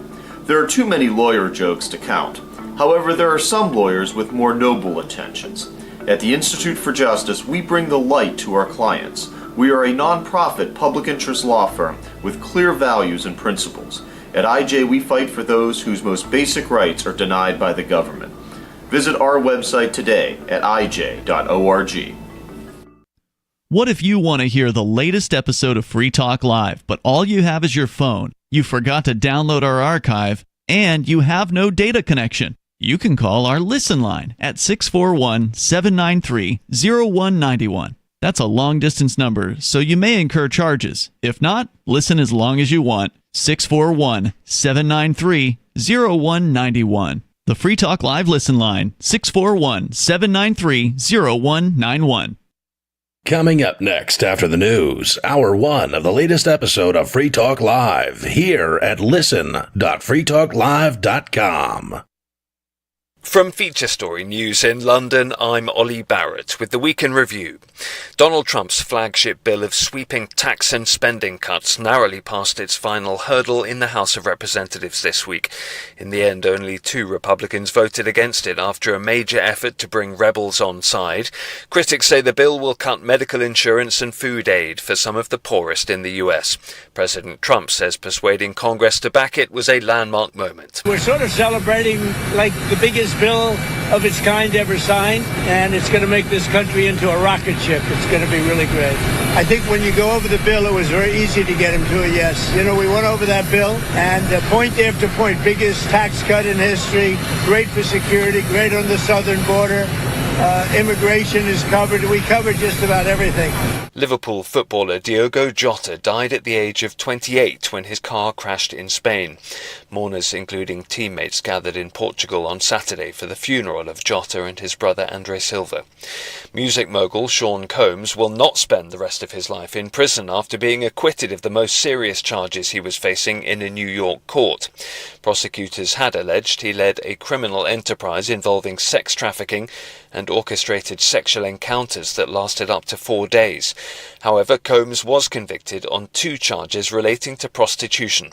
Mitch McCann was outside court for FSN. While Sean Combs was convicted of 2 charges today of transportation to engage in prostitution, this will be viewed as a major victory for the music mogul for the fact that he escaped the most serious charges, sex trafficking and racketeering conspiracy. For one, racketeering conspiracy comes with a possible life sentence in jail, and sex trafficking comes with a mandatory minimum term in prison of 15 years. The prostitution charges of which he was found guilty do come with sentences of up to 10 years in jail each, but it's unlikely they will be served separately. UK Prime Minister Keir Starmer backed his Finance Minister Rachel Reeves this week amid speculation he was about to sack her. He says Rachel Reeves will remain Chancellor for a long time to come. It followed her crying in the House of Commons on Wednesday as the government faced criticism over a major U-turn on welfare reforms. The opposition Conservatives say the government's in chaos and the uncertainty caused borrowing costs to temporarily spike.